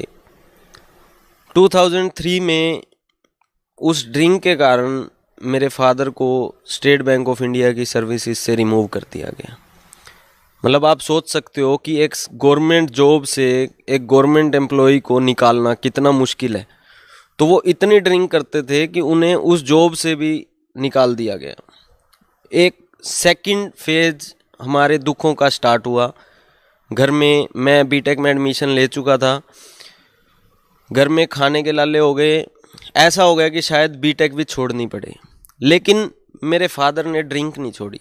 2003 से 2006 तक मेरी बीटेक चलनी थी। मेरी मदर ने अपना सोना गिरवी रख के, और जैसे भी उन्होंने थोड़ी बहुत सेविंग करते थे, कोई 50 रुपये, कोई 5 रुपये कहीं से बचा बचू के मेरी बीटेक कंप्लीट करवाई। अदरवाइज मेरे को तो एक बार ये भी हो गया था कि शायद बीटेक छोड़नी पड़ेगी। 2006 में मेरी बीटेक कंप्लीट हुई। जॉब का एक छोटा सा जुगाड़ हुआ, लेकिन वहाँ पे मेरा एक एक्सीडेंट हो गया साइट पे, जिसके कारण मेरे यहाँ डिसलोकेट हो गया था शोल्डर, और मुझे वो जॉब छोड़ के भी घर वापस आना पड़ा। तो वो दुख का 3rd फेज था। लेकिन मेरे फादर की ड्रिंक की इतनी लत थी, गंदी लत थी, कि वो जॉब छोड़ने के बाद, उनकी जॉब से निकालने के बाद भी उन्होंने 2003 से 2007 तक ड्रिंक नहीं छोड़ी। जैसे काल ने कहा था, 12 पंथ करूं मैं साजा और नाम तुम्हारा ले करूं आवाजा, 12 पंथ चालू करूंगा तेरे नाम तय, परमेश्वर से कहा था। और 12 पंथ नाम जो ले ही, सो मेरे मुख में आन समोई, और अनेक पंथ चलाऊं, उनसे न्यारे ये राधा स्वामी, धन धन सतगुरु, जय गुरुदेव, और ये ठाकुर जी, दनोद वाला ताराचंद, ये और अनेक पंथों में से हैं। और अनेक पंथ चलाऊं या विद जीवों को भरमाऊं, जोग जीत जाओ संसारा, जीव न माने कहा तुम्हारा। तो इसलिए परमात्मा ने कहा था कि 4था युग जब कलयुग आई, तब हम अपना अंश पठाई, और काल फंद छूटे नरलोई, सकल सृष्टि परवाने खोई। ये तो उन्होंने बता दिया कि 12वें पंथ में मेरी महिमा की वाणी प्रकट होगी। उसके बाद फिर उस 12वें पंथ में हम ही चलावें और सब पंथ मिटा के एक पंथ चलावें। तो परमात्मा ने ये दास भेज दिया पुण्यात्माओं, गरीबदास पंथ में ही दास का से ही निकास हुआ है। फिर क्या बताया है कि कलयुग बीते 5500 पाचा, तब ये मेरा वचन होगा साचा। कलयुग बीत जावे जब एता, और सब जीव परम पुरुष पद चेता। 5505 जब वर्ष बीत जाएंगे उस समय ये मेरी बात सत्य होगी कि मैं बर में पंथ में स्वयं आऊँगा, सब पंथों को मिटाकर एक पंथ चलाऊँगा। अपने आत्मा थोड़े से दिन की बात है, बुद्धिमान समाज है, अभी तक उनके पास ये ज्ञान पहुँचा नहीं है और पहुँचने लग रहा है। परमात्मा तो दयालु हैं, घर घर टीवी लगा दिए, मोबाइल बना दिए, इनमें चिप डलवा लो, सीडी बैठ कर देख लो, पुस्तक पढ़ लो, टीवी देख, कहीं ना कहीं कोई ना कोई तो मार्ग से अपने बच्चों तक ये पहुँचा कर छोड़ेंगे। और जब उनको ये समझ में आएंगे, हाय हाय, ऐसे आएंगे दौड़कर और सब एक हो जाएंगे, सबका मोक्ष होगा, सब यहाँ भी सुखी होंगे और सतलोक जाएंगे। जहाज भर भर कर भगवान आपको सतलोक छोड़ का होगा।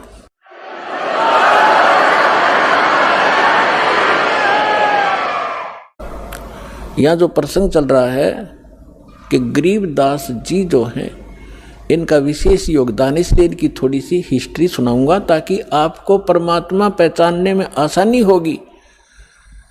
सभी वेद बतावें और सभी परमात्मा प्राप्त संत गुण गावें, तो फिर भगवान के पहचानने में आपको धोखा नहीं होगा, देर नहीं लगेगी और दृढ़ हो जाओगे। फिर चाहे कोई ब्रह्मा विष्णु महेश आकर भी आपको भ्रमित करने की चेष्टा करेगा, आप उनकी बात को मान नहीं सकते। दास आपको इतना दृढ़ करना चाहता है। गरीबदास जी की थोड़ी हिस्ट्री सुनाऊंगा, यहाँ उनकी जीवन लीला थोड़ी सी सुनाऊंगा, वह पर्याप्त होगी आपके लिए। गरीबदास जी गांव करौथा, जहाँ अपना आश्रम है, सबसे पहले हमने 1999 में वहीं से स्टार्ट किया था। 2006 में करौथा कांड इन दुष्ट लोगों ने कर दिया था, वो उधर कोई बात नहीं, हम परमात्मा ने हमारा यहाँ सफलता कर दी। हमें तो अपना प्रचार करना है, चाहे कहीं जंगल में बैठ कर गुणगावा भगवान के, बच्चों तक ज्ञान पहुँच जाना चाहिए। तो करौथा गांव के वो मूल निवासी थे उनके पिताजी, और वो ब्याहे थे गांव छुडानी, जिला झज्जर हरियाणा में, और गांव करौथा है जिला रोहतक में। तो यहाँ उनके नाना के छुडानी के अंदर यानी गरीबदास जी की माता का कोई भाई नहीं था, जिस कारण से उनके नाना जी ने उनके पिताजी श्री बलराम जी को, उनका धनखड़ गोत्र है, अपने घर पे छुडानी में घर जमाई बोलते हैं कि अपने जमाई को वहाँ रख लेना, उसको घर जमाई कहते हैं। तो सारी संपत्ति उनको दे दी, अपनी बेटी को यानी उसके दामाद को। उनके लगभग 2500 बीघा, जैसे राजस्थान में बीघा होता है, तो 2500 बीघा, पहले बीघा ही था यहाँ पर भी, ये बाद में ये बनी है यहाँ पर एकड़। तो 2500 बीघा जमीन था, इतना बड़ा किसान थे। आज के 1400 के करीब, पौने 1400 के करीब एकड़ जमीन बनती है उन 2500 बीघा की। तो सारी संपत्ति के वारिस फिर गरीबदास जी ही थे। 10 वर्ष के बालक थे, उनके पिताजी यानी नाना जी तभी तक वहाँ साथ ही थे। तो उनके वहाँ लगभग 150 गौवें थी, चरागाह, क्योंकि अपने खेत बहुत बड़े थे, गौवें रखते थे। गरीबदास जी उन गौवों के पाली जाया करते थे चराने के लिए जंगल में। उनके साथ में अन्य गांवों के कुछ उनके किसान के यहाँ जो किराए पर पाली होते थे, और कुछ अन्य गांव वाले भी अपनी गौवों को उनके खेतों में चराने के लिए साथ चले जाते थे। संवत 1784 यानी सन 1727 और फागुन उतरते की द्वादशी यानी फागुन सुदी द्वादशी को दिन के लगभग 10 बजे सभी गौवें चल रही थी। कोई बैठी हुई थी वृक्षों के नीचे, जांडी उस साइड में जैसे राजस्थान के अंदर जांड होते हैं ना, जांडियाँ, ऐसा ही स्थिति थी उस क्षेत्र की उस समय, जो आज बहुत से क्षेत्र में राजस्थान के अंदर। तो वहाँ जांडी ज़्यादा होती थी, उन जांडियों के पास बैठी थी। और एक रास्ता है, गांव कबलाना है, छुडानी की सीमा से सटा हुआ। गांव कबलाना से गांव छुडानी में कच्चा रास्ता आता था। उस कच्चे रास्ते के ऊपर एक बड़ा पेड़ था जांडी का, उसके नीचे सभी पाली बैठे हुए थे इंक्लूडिंग गरीबदास जी, और वो भोजन खा रहे थे, अपना 10 बजे से भोजन खा रहे थे। उसी समय परमात्मा सतलोक से आए कबीर देव एक जिंदा महात्मा का वेशभूषा बना के। कलयुग के अंदर वो जिनको मिले हैं जिंदा, जैसे जिंदा महात्मा कैसा होता है, मुसलमानों के अंदर विशेषकर इस वेशभूषा के फकीर पाए जाते हैं। सिर पर काला टोप होता है, ऊंचे से चुंडे का नू ऐसे खड़ा सा, और एक ही ओवरकोट होता है काले कपड़ों का, काले कलर का ओवरकोट टाइप एक वस्त्र पहनते हैं, और एक अंडरवियर कच्छा घुटनों तक का। ऐसी वेशभूषा वाले को जिद्दा महात्मा कहते हैं। दाढ़ी केस बड़े हुए होते हैं उसके। इस वेशभूषा में परमात्मा थोड़ी सी दूर पर सतलोक से आकर उतरे, और उस रास्ते कच्चे रास्ते जा रहे थे, साथ में पाली बैठे थे, गरीबदास जी भी बैठे थे। उन पालियों में बड़े भी थे, कोई 40 वर्ष का, कोई 30 वर्ष का, कोई 10-15 वर्ष का, कोई 50 वर्ष के वृद्ध भी थे, प्रौढ़ भी थे। तो उस समय एक विशेषता थी, रास्ते चलते थे साधु संत का तो आदर था ही था, आम व्यक्ति को भी विशेष रिगार्ड दिया करते थे और प्रार्थना करते थे, आओ जी भोजन पालो, दूर से चलकर आए हो, पैदल चल रहे, आओ महाराज बैठो भोजन पाओ। खड़ा हो गया एक आध भक्त और हाथ जोड़ लिए। परमात्मा तो आए उसी लिए थे, बैठ गए उनके पास। तब कहा जी भोजन पाओ। परमात्मा ने कहा, कबीर परमेश्वर ने, उस परम अक्षर ब्रह्म ने, कि भाई भोजन मैं खा के आया हूँ अपने गांव से। पालियों ने पूछा